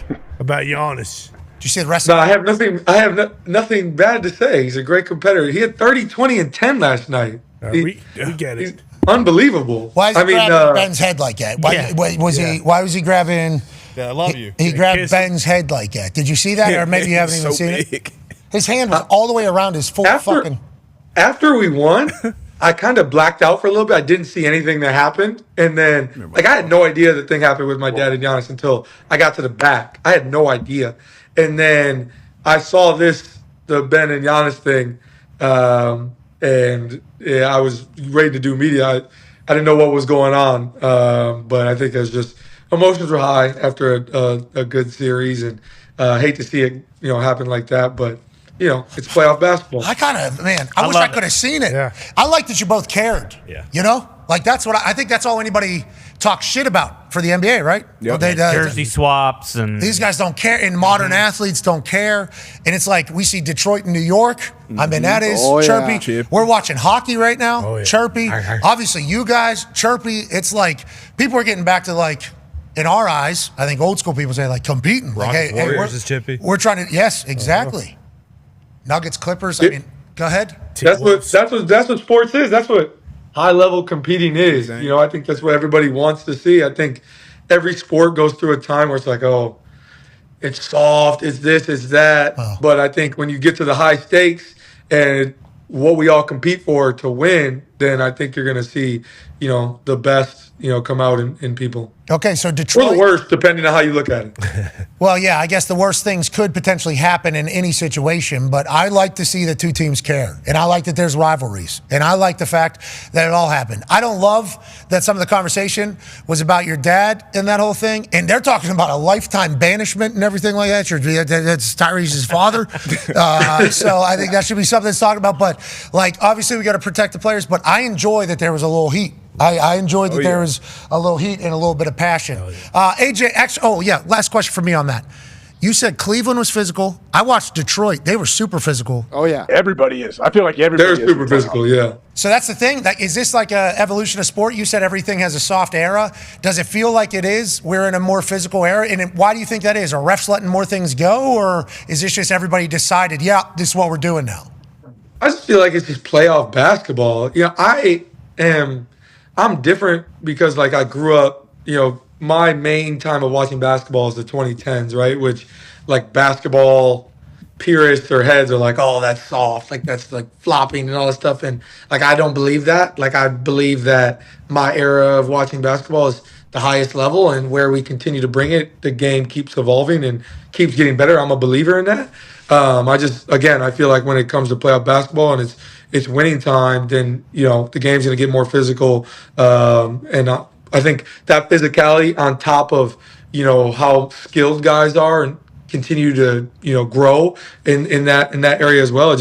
We're in a great era of basketball. I think people from a 30,000-foot view said that you guys never had physicality. You just had talent. Like it was just like a all-star game at a YMCA is how people would describe it. There's no effort. There's no physicality. They're just hucking up threes. And then I'm watching these playoff games, and it's like Jalen Brunson's get every step he has taken against Detroit. There is a body. You too. I mean, that's why I was so surprised they gave you so much room there with 10 seconds left. Yeah. It's like, wait, this feels like something different than what is normal. I like where NBA basketball is headed. Do you have a party going off on your screen right now? A little bit of a disco ball? No, I actually have YouTube. I was watching the show before you called me, so it's on ESPN. There's an ad going on. That's why. Good ad. Hey. Okay. My apologies. I'll. No apologies needed. I exited. Don't worry. No. Hey, listen. You spoke in two different voices today. There's been 3 different lights. I mean, this is good. We're doing numbers, brother. We're doing absolute numbers. Go ahead, AJ. I haven't heard the second voice, actually. I don't know Tyrese. It was quick. It was there. He wasn't. I do like when you drop it in, though. It is keeps everybody on their toes. But Pat was speaking about that last play. So you get free access. You're bringing the ball up. You get that pick around the top of the key. When you see Giannis switch to you, do you know, like, all right, here we go. We're going to the hoop all day long? Or what, do instincts take over? Like, take us through your head right here. Like, what's going through it? No, I think it's just reading his feet, reading his hand placement, all those things. I knew the last play would come down to me versus him. I knew he had 5 fouls at the time, so we knew we were going to set the high ball screen, and they had been switching down the stretch of the game, so knew that this was going to be the matchup. And, a lot of people were like, how do you let him get right? I mean, I had been going left for the majority of the game, so I was just trying to make the right read, and I feel like it looks like I made the right one on this play. Why do you think he was thinking? You thought because you were going left all night, he thought you were going that way. That's why he committed that hard, and obviously. They were shading me left the whole game, whole series. That's been their talking point from their team and from the bench. So I just tried to make the right read. I think that I just made the right play in that moment. But I'm not thinking like I'm going right. This is my plan. It's just reading his feet and reading the game. It's just read and react. You heard it, AJ. Great answer on that. I changed? Voice changed? It was just a little. It's no past unintentional. Yeah. Unintentional. No, yeah, we understand. And I think it's awesome. If I had 2 voices, it's 2 concerts. Yeah. I believe is that's right. How it's been described before by musicians or whatever. Ty has a question for you. Tyrese, we heard something from Rick Carlisle last night when you guys were down to the effect of, like, in a huddle, he said, like, hey, sometimes you got to just fucking hit somebody, and then he said, like, excuse my language, the NBA probably doesn't want to hear that, but what was the message when you guys were down big, like before you had that massive comeback to kind of re-galvanize everybody and get things going again? Yeah, I think this whole series and really throughout both of our playoff runs last year and this year, we just keep preaching our depth and the wear down effect. Over the course of a series, how can we wear on teams over the course of a game? How can you wear on teams to keep playing fast, keep playing with that energy, using our depth correctly, and see how that will wear on teams? And I think last night was a prime example. At the end of the game, we just they had a couple of turnovers at the end of the game that I truthfully believe was just part of our wear down effect throughout the course of the game, with our constant pressure and our constant aggression to get downhill and all those things. So it's funny that they caught Rick saying that, because there's a camera around our huddle. He usually pushes the camera out. So I'm surprised that made it through. Ty, I have watched your reaction to the Packers draft pick maybe 100 times. It makes me laugh every single time. You're a Packers fan?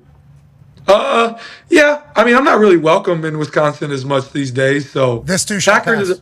Packers and Colts and the Niners. You know, my boy's the QB over there, so I kind of got a couple teams. Yeah. Baseball, I'm a free agent. I was a Brewers fan, and then I was supposed to throw the first pitch last summer, and they X'd that after the playoff series. Yes. So I said, I said, you know what? I'm no longer a Brewers fan. So I'm a free agent. We're looking for a team. They cut you. Yeah, they didn't want you to be a fan. I respect that out of them, though. Just like going back to the rivalry thing. I mean, you're from there. Interesting move. But you having beef with the Bucks, them saying you think you're just going to come over here and toss a, yeah, right. We don't want you. You should come to the Pittsburgh Pirates, bud. Do not do that. Don't do that. PJ told me. Some people have told me maybe the Reds because they're not very good, and you kind of roll with them. Now they're good now, Tyrese. Were best friends. If you're a free agent, Tyrese, you go with a team that's going to maybe win a World Series this year. Don't go with the fucking Reds. That's not fun. Is that fun? Oh, so be a Pirates fan then. If you want to be miserable, be a Pirates fan. Come join I don't want to be miserable, but I don't want to be like, oh, I'm a Dodgers fan. Like, come on. I gotta Red Sox. Find a middle ground. Be a Diamondbacks fan. Red Sox on the up and up. Diamondbacks. Don't be a Diamondbacks fan. I feel like the Reds are the closest to Indy. I love that. Are the Reds the closest to Indy? Well, actually, the AAA Pirates team, the Indianapolis Indians, are in Indy, so you ipso facto be a Pirates fan. Yeah, and Paul Steen's pitched here, so you could have seen him if you were. I mean, not. Yeah, they didn't change the Indy teams to the Guardians. No. Nope. Still the Indian work. Indianapolis, right downtown. It's Indiana, right downtown. They're hitting home runs, but not whenever Paul Skeens is pitching there. That's right. Which means you should be a Pittsburgh Pirates fan, I think. We talked about baseball. We talked about basketball. We need to talk about something that you also know very, very well. Connor has a question for you. Yeah, Tyrese. Obviously, a couple massive things happened last weekend, I believe. Mm-hmm. Need to get your thoughts on WrestleMania Saturday and Sunday. Paul Heyman, kind of similar to your father, looked at Roman Reigns and punched him right in the dick. And of course, there actually a photo from last night of you guys in the locker room. It's crazy. It looks just like it. But what did you think about the Heyman turn with Seth Rollins? Obviously now Braun Breaker has joined up with that team. Were you surprised? Do you feel like that is the right move? And you have to mention Cena, of course, now beating your guy Cody Rhodes on Sunday. How'd you feel about Mania? Yeah, so night one main event. I predicted that this was going to happen. I kind of saw the groundwork being laid. There's a video. My boy's a video. If you don't believe me. Okay. But I, hate to see that happen to my tribal chief. I still acknowledge him. Yeah, for sure. Punk, hate to see it happen to him too. But Seth Rollins is Davenport, Iowa. My girl's from Davenport, so I got. There's that connection there. Ty, don't say anything. I said shout out. I love Seth freaking. Is that the Four Cities? I'm excited. Huh? Quad Cities? Quad Cities? Yeah. I love that Quad place. Cities. Yeah, what a beautiful place. Excited to see what happens with Seth as a Heyman guy. And I think what Braun is going to be able to accomplish, I think the presentation, he looks like an absolute monster right now. This is going to be great. This is kind of like our new evolution without a fourth guy, maybe? Is that what I'm kind of sensing? Are they going to get a fourth guy or girl, or are they just going to stay as a menacing trio that's just going to run rough shot through the Monday Night Raw roster, telling them, you can either get out of town and get your ass beat. One or the other. I'm excited to see what happens there. And then night two main event, of course, like I told you guys, we're going to win 17, and we won 17. So that makes me feel great. He doesn't. I don't think if I said hello to him that he would probably be like, I don't rock with you. That probably would be his. Yeah, it's what he's been saying this whole time. Toxic relationship. Yeah. That's okay, but we have a toxic relationship, but I'm still rocking with him. He probably follows you. I'm still rocking with him. Okay, I appreciate that. What about the Sin City Street Fight? Come on. Huh? Sin City Street Fight was a great fight. Let's talk about the opener though. That was probably the greatest guy. The night two opener was probably arguably the greatest opener in WrestleMania history. I agree. They absolutely brought it down. That was unbelievable. What we need to talk about is this Backlash match. That's what I'm excited about. Yeah. That's what we need to talk about. Jey Uso beat Gunther, night one opener, kicked off WrestleMania. That was a Jey Uso. I'm with that. Yeah, we're eating. We're yeeting. I'm with that for sure. Gunther attacked Michael Cole because of the things Michael Cole said during the lead-up or in the match. I don't think any of us really know. And, Tyrese, if it was you, I would have done the same thing, pal. That's how I kind of operate. What am I supposed to do, just sit there? And then he's going to push me? Okay. Yeah, I loved that you had your guys back. And I love that the fellas tried to get in there, too. It felt like, I thought these guys were like big, muscular guys. Couldn't get through that security the whole time. There was 10 of them. There was a lot of And outnumbered. to be clear, all they were was focused on the boys. Yeah. I'm getting my head popped off my body. And the security's all attacking the boys. It's like, it's seemingly going one direction here, and I don't like it. Look at them sprinting right by me. Check your talent, Pierce. Why is everybody worried about the boy? Hurricanes out to lunch. Ridiculous. I mean, Hurricane said he tried. Jessica tried her best. I saw Adam Pierce is over giving his best, but there's professional security right there. They got tasers. Jason Jordan used to wrestle. Let's grab Gunther, bro. I hate to break it to you. Everybody there used to wrestle. That's embarrassing. I don't want the Hurricane. We're ruining Adam business. Pierce, somebody do something. I don't want to do anything like that. Yeah, exactly. I'm on. See ya. Try it. The boys tried, but they were getting attacked by 100 people. It's ridiculous. That was unbelievable. But what a promo you cut. Oh, my goodness, what a promo you cut. Congratulations to you. Thank you. That was great. Well, I was given the opportunity to speak, and I said there's a lot of things that need to be said. There's a lot of things that are being said about me, and I think people don't know who the fuck I actually am as a person. I think there's maybe a lot of narratives, but with that being said, there's a chance I get my ass beat here, but at least I'm doing it for the right reason. And going down fighting. Are the fellas going? Are the fellas going to down fighting? What do the hell? What do you mean going down? I can't be having that, brother. No, I said if you're going down, we're going down fight. But I don't believe you're going down. Thank you. You have to fight. What are we talking about? See this thing? I'm not. Hey, put him in the sleeper hold, bro. He tapped out to the sleeper hold. Put him back in it. I know. Right now, there's currently a question about his submission defense, endurance too, in this entire thing because how quick that went. Yeah. You know, and he tapped quick. He did. He learned from the diamond. And Dustin Poirier, who's going to have his last fight July 19th down there in New Orleans. He taught me that if I'm ever in a sleeper again, we got to look for that lever, brother. Yep. 2 hands on that lever. And then we kind of wiggle our way out. Yeah, shoulder out. And Gunther, English is his second language. Who knows if he was able to understand what Dustin Poirier told me? He has no idea. I have no idea. I buy you stuff. Got an amateur one on you anyway. Yeah, he said across the board. Up on the forehead. What's the attire looking like? Are we going back to the tank? Yeah, just the tank top. Plain tank?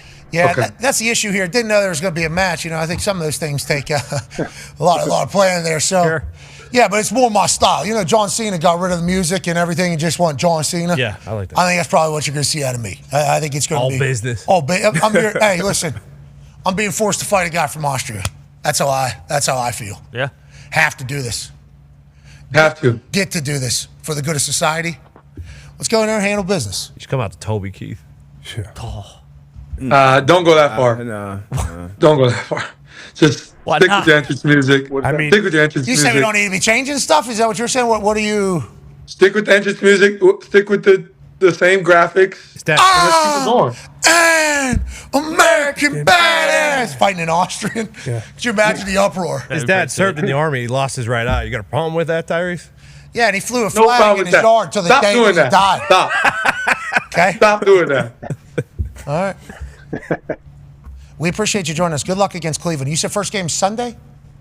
First game Sunday. I have no idea what time. Don't eat there. The city sucks. That's all I just wanted to say. Don't eat there. The city sucks. Everything sucks about that place. Why? Oh, you're a Steelers fan. Don't like the Browns. Well, that's part of it, but have you ever been there?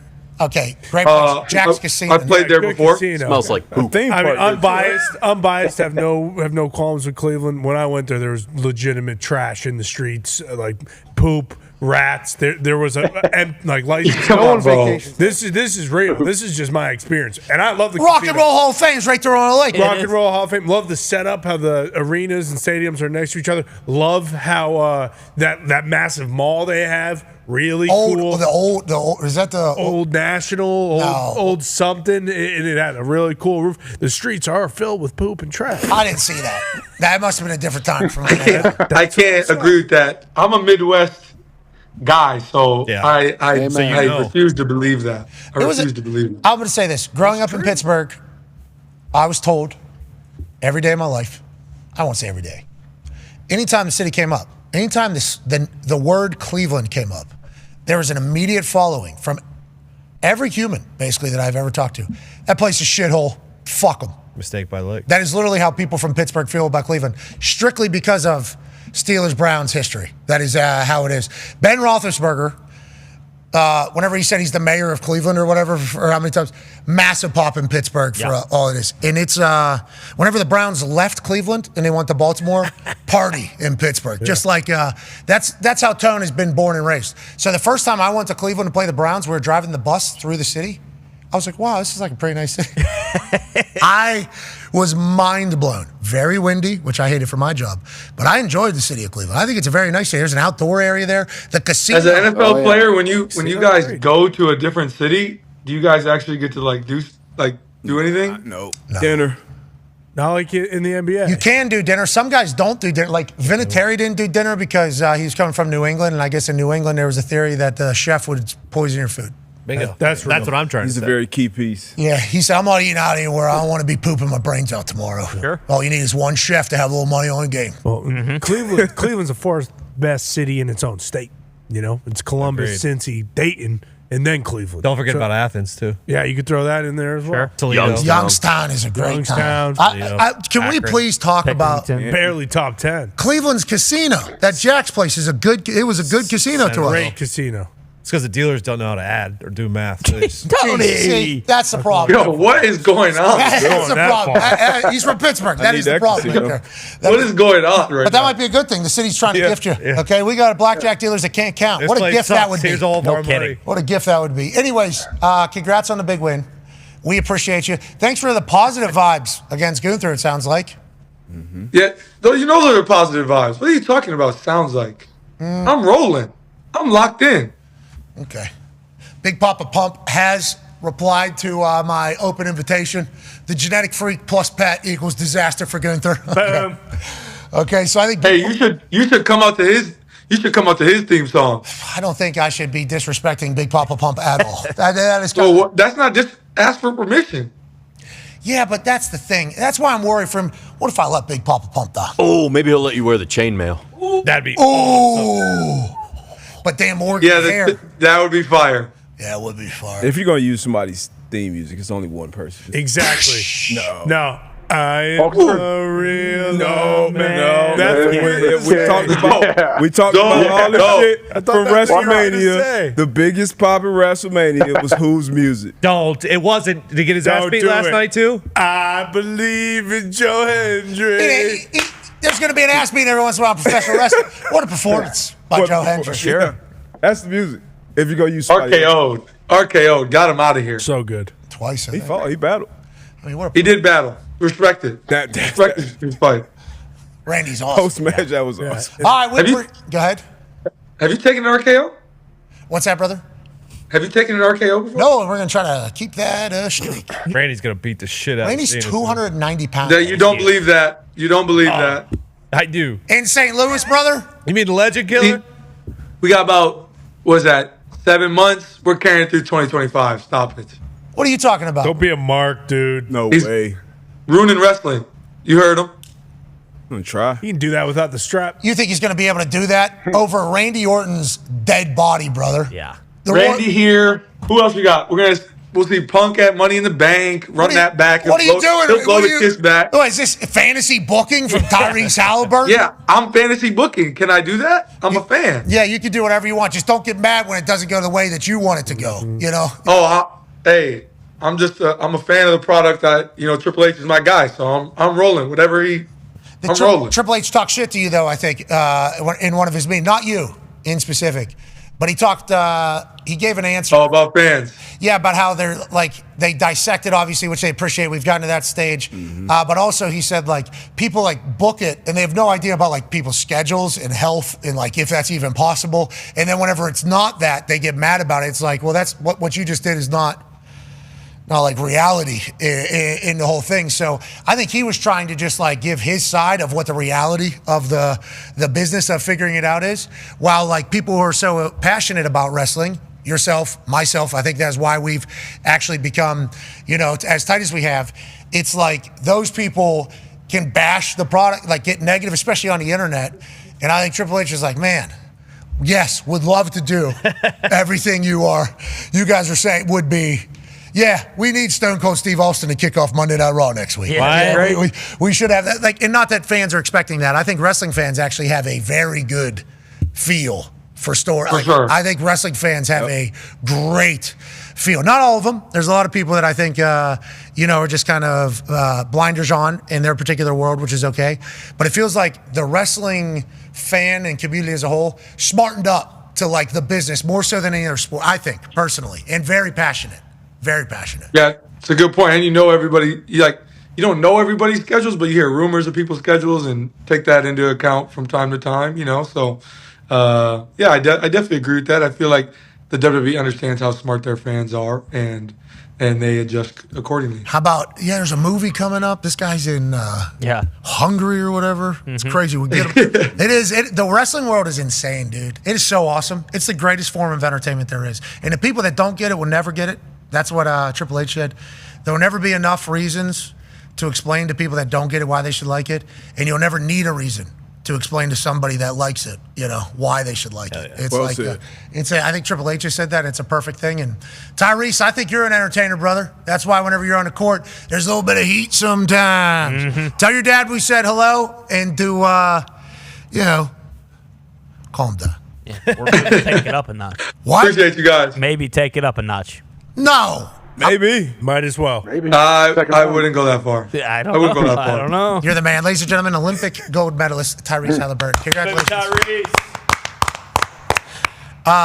The Greek Freak said, he said, I've lifted a championship before. They haven't. Did Tyrese just walk in there with a gold medal or no?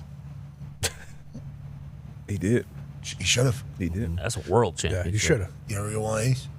Just do one of these numbers here. They're both Pulling Noah Lau. world championships. Well, let's not get into this. Tyrese had a big role on that team. Vibes guy. Yeah. He was a vibe. Why are they voting him most overrated? What's that mean? He talked Who's they? Who voted? I have a theory. I don't know. Anonymous players, I think. Players, yeah. You see who put it out? Who was it? He's friends with us. Well, he didn't get the most amount of votes, but close. I mean, we know why. Why? Hand up. Celtics swept his ass 4-0 in the Eastern Conference Finals. So a lot of people saying, hey, Pacers are great. Haliburton led them all the way to the Eastern Conference Finals. All those people are also saying, and then he got his ass swept. So no one gives a fuck. How many teams are left at the conference finals? No, hey, I agree with you. I think Tyrese Haliburton's top 15 player. No, I'm just saying, though, that is wild that the Pacers never get talked about. They were Final Four. Yeah. And I mean, obviously it's just Eastern Conference Finals or whatever it is. But they were a good team, and this city got ignited behind it. It was awesome to see the Pacers in the city come behind the Pacers. Yeah, and the Celtics thing I am joking about, but for real, people do that with the Knicks too, because they beat the Knicks to get to the Eastern Conference Finals. They were hurt. The Knicks were all banged up. Yeah. And that's part of it because the Pacers have that same argument when they talk about last year. It's like, well, they got super banged up in the Eastern Conference Finals where Tyrese was hurt and stuff like that too. But I think that is why he got voted. And unfortunately, Pacer season is over now. Because May's in one day, and once it's May in Indianapolis, only one thing matters. Okay, greatest month in any city in the world. Okay, we have some May in Indianapolis is awesome. The Indy 500 here is insane. Flyer flags. There's a bunch of events. 300,000 people will be here for this race. It's a spectacle. If you've never been and never done it, you should. Yes. It is. The reason why Indianapolis is such a good host city is because they host the largest sporting event on earth every single year. And then obviously conventions that they host, it's like the city is built for you to come into town, have a good time, and then go ahead and get out of here. And the Indy 500 is a real deal. They'll still follow the Pacers. Maybe.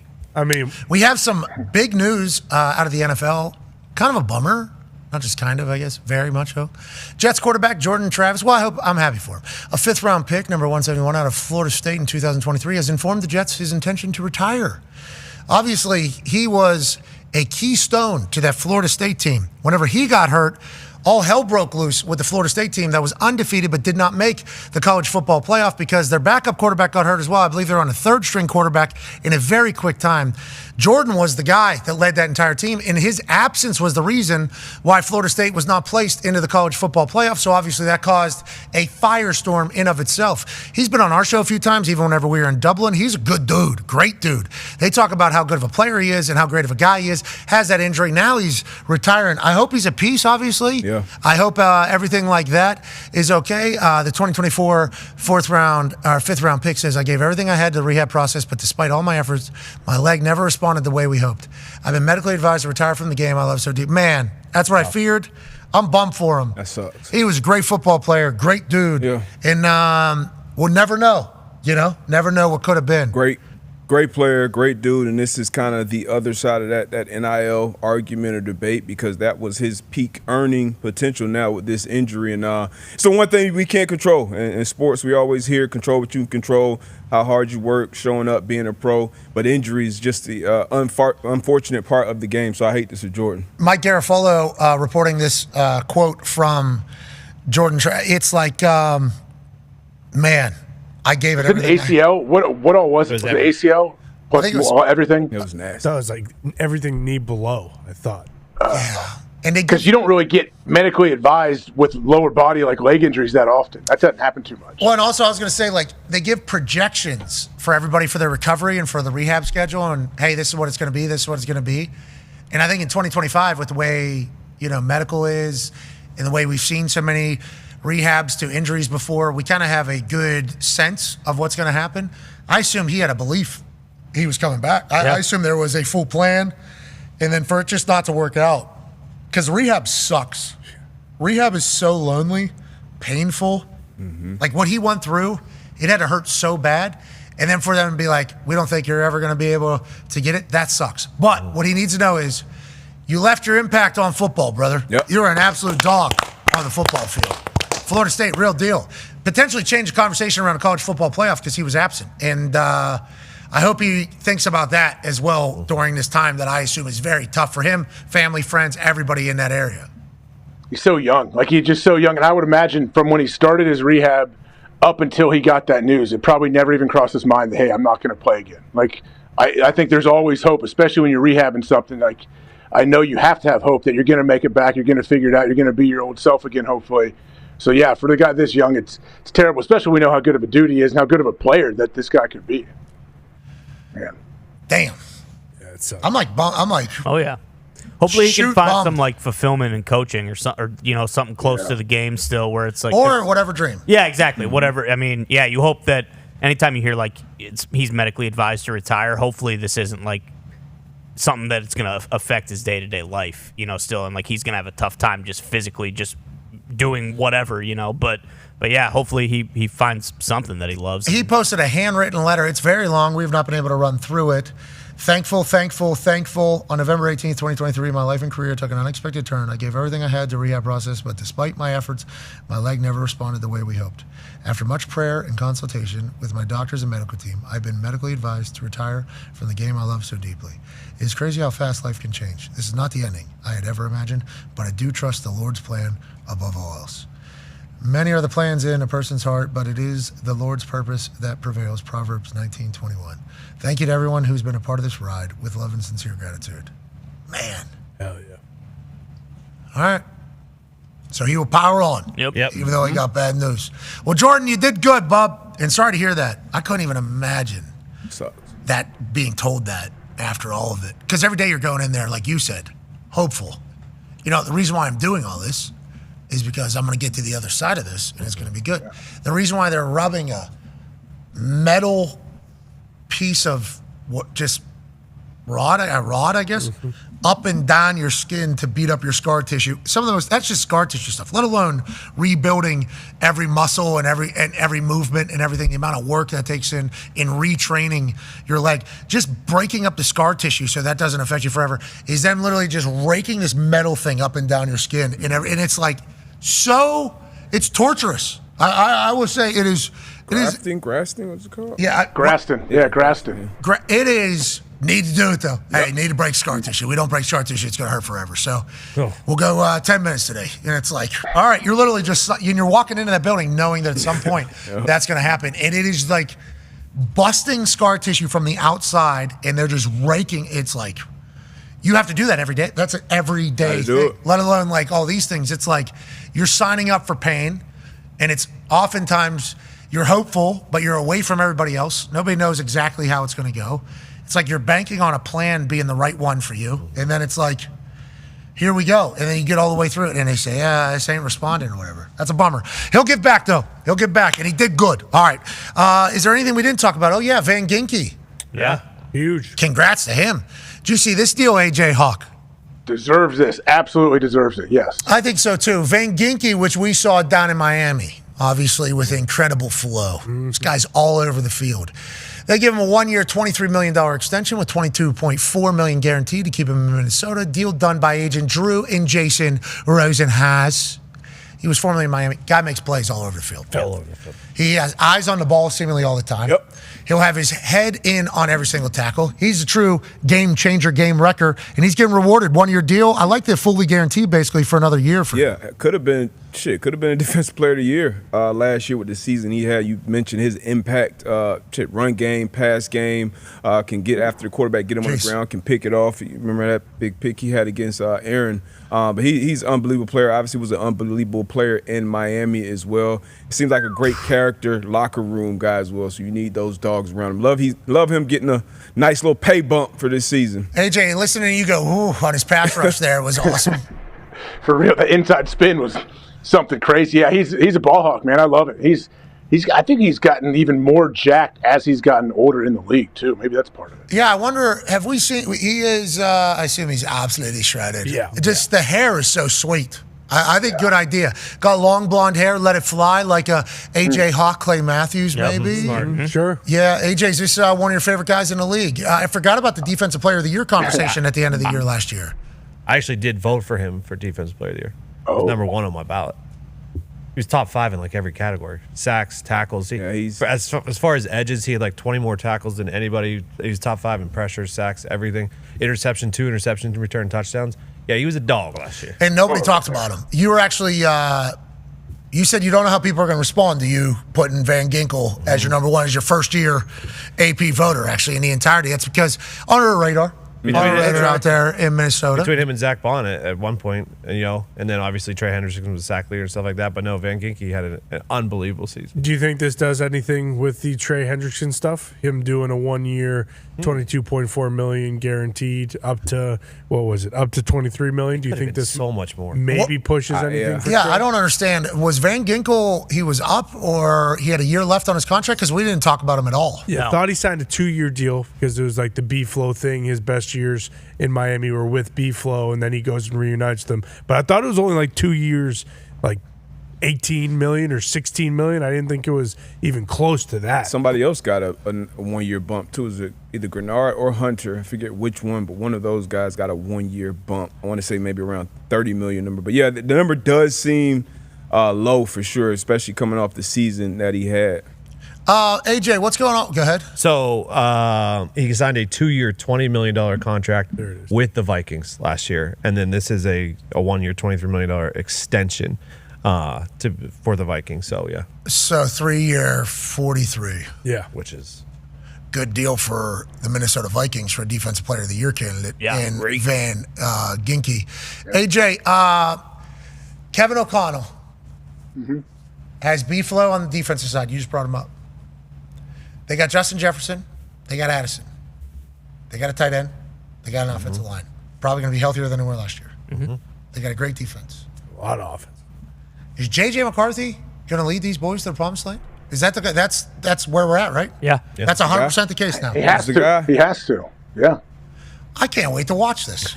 Legitimately. Is he full go? Is he full go in off-season stuff? Do we know? I would imagine. Yeah, I think so. I think they did say he was. The Rodgers stuff is completely done because they traded for Sam Howell on I think the second day of the draft. So what if JJ's a guy? Yeah.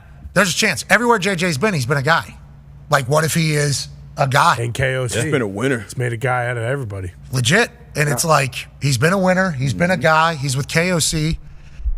He won't be considered a rookie, obviously, because he misses an entire first actual rookie year.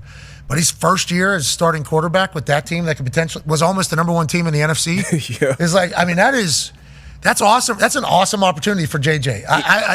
JJ wouldn't do it because I know he's like he does the meditation and stuff, and he's obviously had to be in big moments for his entire sporting career, feels like, even back through high school. But what an opportunity. That's big. That's a big opportunity for JJ. Outside of, the tough injury he had last year, this is a dream scenario for a young quarterback. You're coming in with a bright offensive mind. You're coming in with pretty good offensive mind, pretty good offensive line, and great offensive weapons on the outside. So he had that structure. He had that stability. He won a championship in college.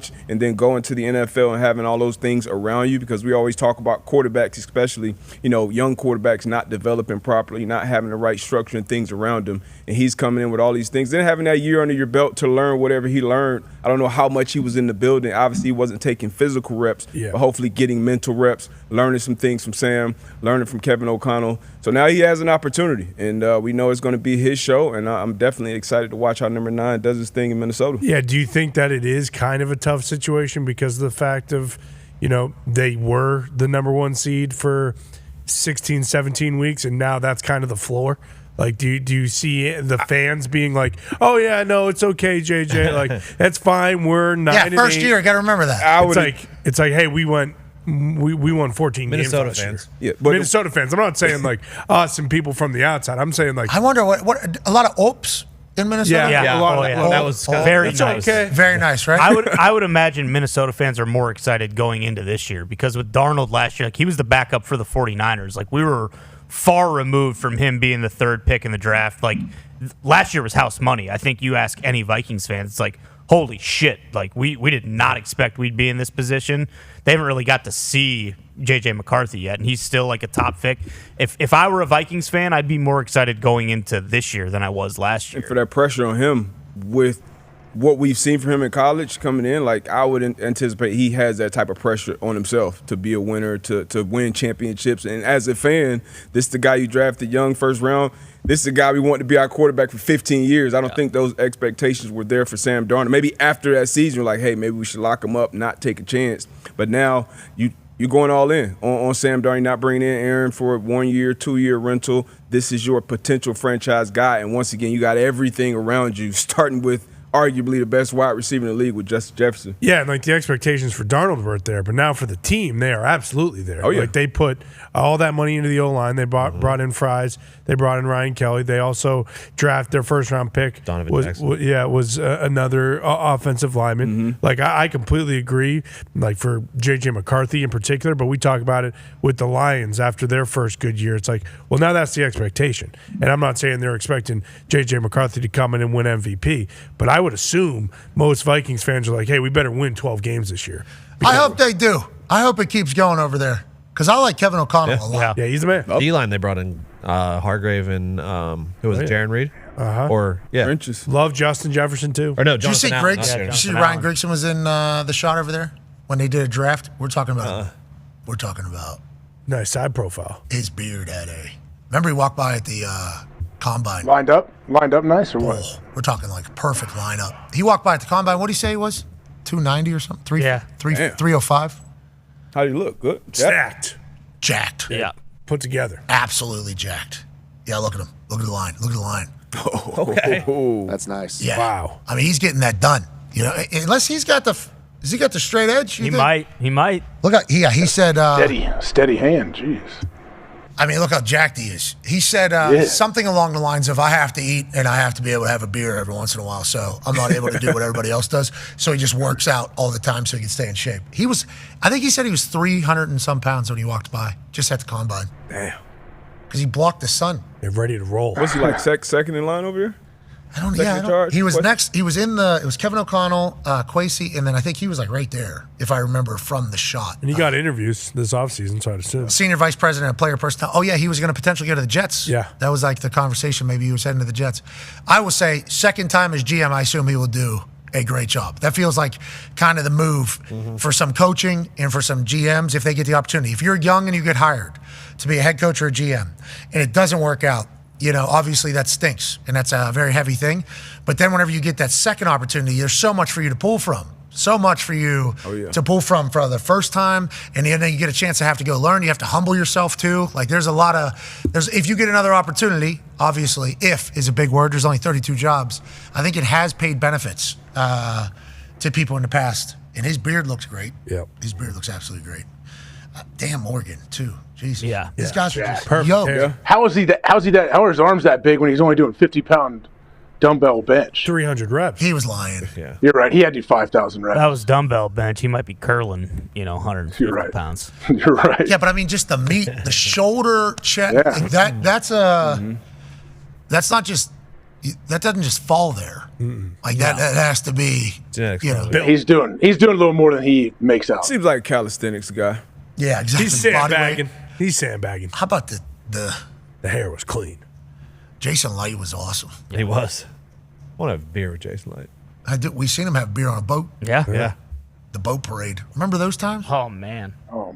That boat parade was electrifying. So sweet. That was hard not to just be captivated by the clips that were coming out of it. Tom crawling around because he was so boozed up. Afterwards. Yeah. Hey, Yeah.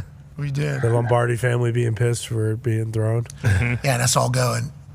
We appreciate what you've done. Yeah. But you are not actually Lombardi. Okay. So that's what we all said. Oh, yeah. We respect and appreciate the hell out of it. But we're at the celebration of it. And if the greatest of all time, who has a bunch of them, says, you know what, first time boat parade, let's go ahead and give it a heave-ho. We're going to do that. That's a lot. Yeah. And if Gronk wants to Gronk and use it as a baseball bat, that's a part of that trophy's journey. Yeah. Yep. With that team. Beautiful. That won that beautiful trophy that was created. I remember that whole thing. We had to talk about that. That's why they're all different. Just like us as humans. It's true. We all have the same goals, though. Enjoy this life. And we'll continue to do that. Tomorrow's a big day. Huge. Massive. Hey, tomorrow's huge show. Huge show. And then Friday, holy shit, Times Square. Yeah. Wow. I'm going to be standing there. Yep. Now, I guess the desk's not. I'm intrigued to see how this one goes. A little bit different. I've had zero say in the setup of this thing, which is not necessarily my most favorite thing to be a part of. Sure. I don't necessarily love it, me personally, because what I've learned is I guess there are parts of this business where the people that are on camera are just like hands off and know nothing about anything else going on. And I respect that. I respect that a lot. But if you're the person that's on camera, don't you think you should know a little bit about what's going on? Because if all hell breaks loose, you're the one that's on camera, So shouldn't there be some sort of exit or thought in this entire thing? So I've, alongside this show operating, we've been in the back of a box truck. We've been in the middle of a parking lot. Yep.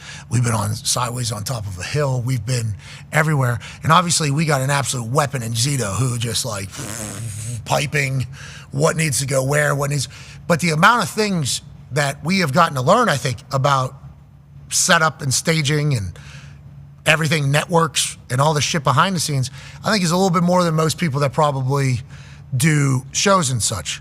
So whenever we talk to people from other companies that are doing the setup, they're talking to dipshits that don't know anything. It's like, well, we have a couple questions as well. The crew that we talked to this morning, it was a good convo.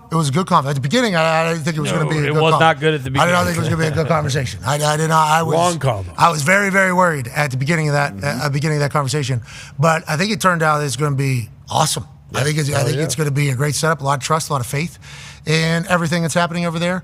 And once in a lifetime event is how they're kind of talking about it.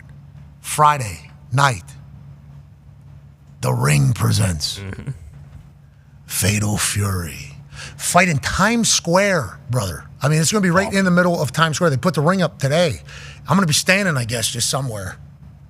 I have no idea. It's incredible. I haven't seen a photo, but they said the desk's going to be a little tight, and I'm going to be standing there, sitting there if I would like. It's Times Square, brother. Do you want to be a part of it? Sure. Hell yeah, I'll do this. Thanks for the opportunity. So that's going to be Friday. I have no idea what to expect out of that. Do you after listening to the call? No. Oh, no. Not even a little. Should be fun. I have thoughts. I heard a lot of these calls. Yeah. The team has heard a lot of these calls. Yep. I have some expectation. We have a very, we've been through a lot of convos, through a lot of different times. And, the team hears a lot of these convos as they go, because the team needs to hear, because everybody needs to know what the fuck's going on. Because, I think a lack of communication is probably, the worst thing that can happen in a business, an entity, a show, a program, anything like that. But I'm also not going to fucking tell everybody everything. So, hey, this is going to happen. It's on you to know your shit. If it is associated with you, you need to pay attention for your time and handle your business. That is our business, I think. I think that is our business as a whole. If you were to project our culture, that would be handle your shit, okay? Don't got time to Be a pro. Bingo. Be a pro. That is basically what it is. D-Bone is being a pro, maybe too much. Day in, day out. Day in, day out. He's such a pro. He's such a pro. But we've heard a lot of calls, listened to a lot of people from a lot of different places. Today's call, the beginning of that thing was chaos. Yeah. Oh, yeah. I know that was fun. And not like Which is controlled too many chaos. people or what? Bad Like chaos. a lot of people? A lot of ideas, but a lot of ideas. And anytime you got that, you know that's good because there's only a couple wires. So if we got 5 different ideas, that's the whole thing. But I think everybody was trying to get on the same page because this kind of came together late, is what I kind of felt. The people that are on the other side were just learning of this, I think, very recently. So had to give some grace, obviously, which goes back to what we're talking about. So I think it's going to be great on Friday. We're going to find out, though. Yeah, we are. I think the scene's going to be great. I think we're going to be able to see you, and then everything else In here. Yeah. Well, again, I have an expectation, and I think it's going to look. So you're cool. going to see me. You think I'm going to go out? I'm going to look cool, too. I'm going to try to look cool there. I think CONCAFA went great. I think it took a windy road, but it got to a Times- good destination. Sometimes with different organizations, different teams talk to each other. It's a language barrier. Times Square. I think so. Times Square's there. I mean, there's a lot of different signals bouncing around there. On a moving pieces. There's a lot of. I don't know. A lot of satellites. That was a tough one this morning. Worst case scenario, you grab your phone, you Go to the call back of the in, room. FaceTime, and you're just walking around Times Square. I'm at Times saying, "What's Square. up?" Actually, I'll probably hit the whole city. Yeah. I got some things to go see. Exactly. Put the AirPods in. Yep. And the show. That's a Friday, we're good- touring New York City. Boom. Yes. I think.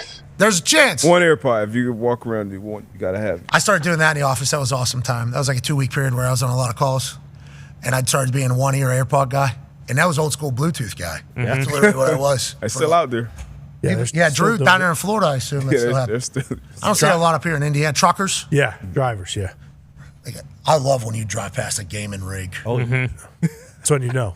That guy's stirring it up. Yeah, big time. That guy is on there stirring it up. He wants to know what's going on. Bogey, Niner, whole thing. I love that weed press. That guy loves being on the road. Without a doubt. That guy loves. Can't wait for the next person to talk to. That's his home. When's that person going to get in signal? Hey, driver. Yeah. Keep it moving. Love it. All right, we'll keep it moving. So, New York. I'm going to tour New York City on Friday. Yeah. Boom. I'm happy we figured that out. Get some steps in, too, for Gunther. Yeah, there you go. Maybe I run the whole time.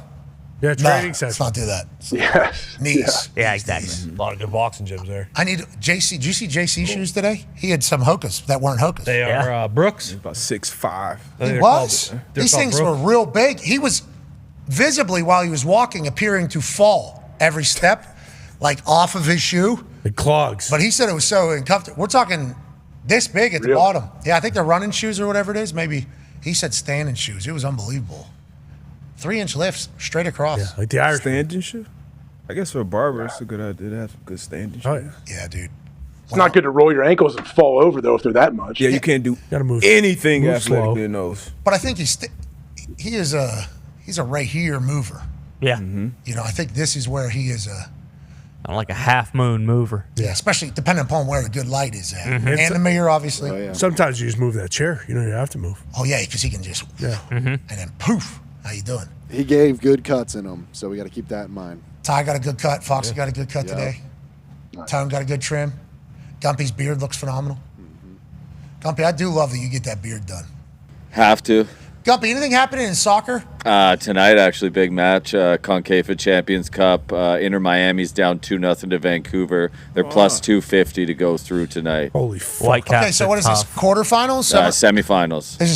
Is Lou playing? Yeah, they took the game off on the weekend in the league, so they'd be fresh for tonight to make this comeback. And what channel is this one? Am I going to be able to watch this Yeah, one? it's on at 8 o'clock on Fox Sports 1. Wow. 8 o'clock, FS1. Lou Messi takes on Canada. Yeah, the Do they White Caps know? are fucking tough. The Whitecaps are unbelievable this year. Actually, it's insane what they're doing. Who they got on their team? I have no idea. They're beating the hell out of everybody. That's on at 8? Yeah. Bummer, man. because every other playoff sport's on. So no thanks. What playoffs we got tonight? Who's playing? Panthers, Lightning are at 7:30. Oh, that's a much better game. Yeah. Warriors, Rockets. Warriors. Oh, that's a much better game. T-Wolves, Lakers. I mean, Oh, you my get God, that's a multiple big game. TVs. Just throw it on somewhere. This T-Wolves Lakers game, they're saying. I think I heard Charles Barkley, who we have respect for, obviously, a man that has changed TV forever. He said if they lose this game, he don't want to hear LeBron in the top 5 conversation anymore. If they lose. 40 years old. That might have been fake. I might have got Santel in there. But there is people that are going to, I think, be very hard on LeBron and Luka if they lose in the first round of the playoffs with how everything went in there, especially if it's a gentleman's sweep with the Timberwolves. Ant has been electrifying to watch. Speaking of electrifying, Steph is shooting like he was like 7 years ago. Yep. Feels like we got cardio Steph back. And Jimmy Butler and Draymond Green obviously balling. And that's Jalen. Yep. Yeah, it's Jalen Green. That Houston team's good. Yeah. A lot of young Better get guys. some buckets, Jalen.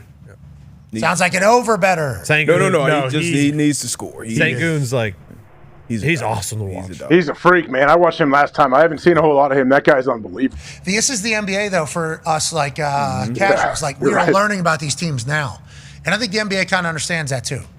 You know, there was quotes from, Tyrese and I think even Adam Silver, maybe, when he was asked about the ratings in the first half of the season. He was like, playoff, we get it. Yeah. Hey, whenever, all eyes are on us, we understand what it is.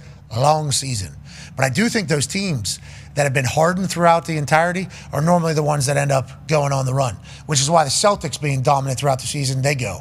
The Nuggets, whenever Joker had his run, they were great all season. The Golden State Warriors almost had the win record. They were going for it whenever they were good all season. I think you can tell by the entire season who's going to be great, but there are teams that come alive in the prime time, and it's will they be able to sustain it? We shall see. Well, that's why, for sure, the first round has been one thing. The second round is going to be unbelievable. The Thunder are going to play the winner of Clippers and Nuggets, so that's going to be great.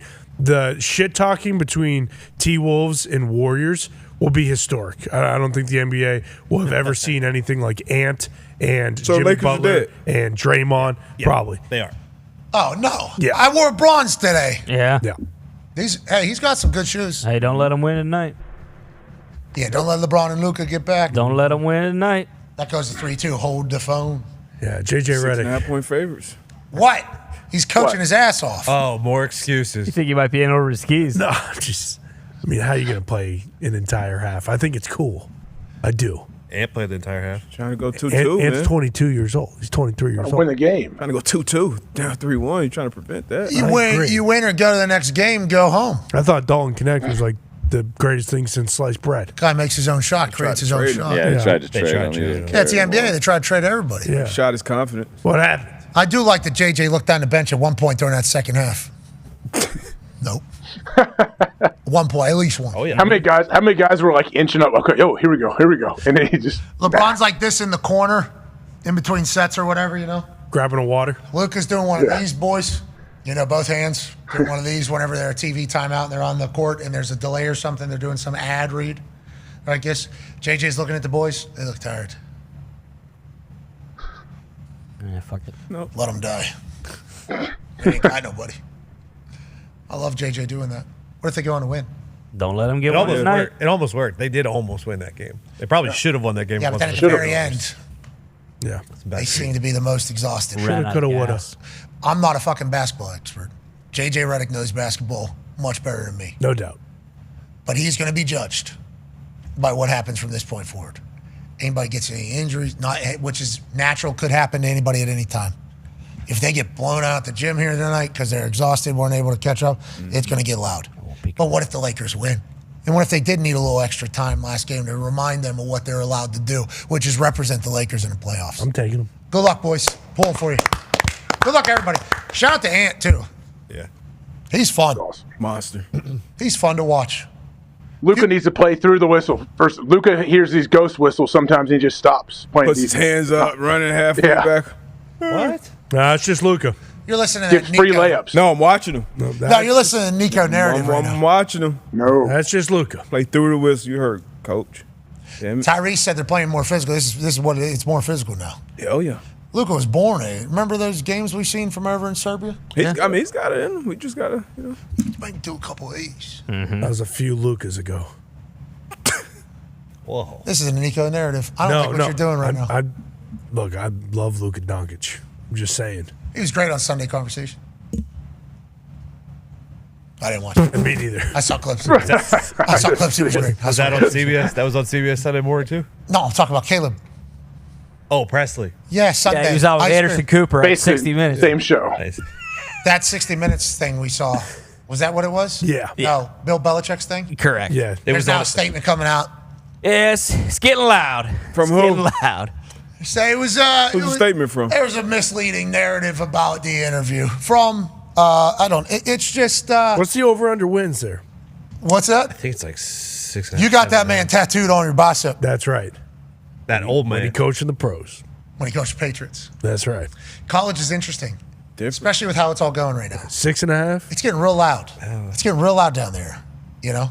And obviously, North Carolina made a lot of things happen to bring him in.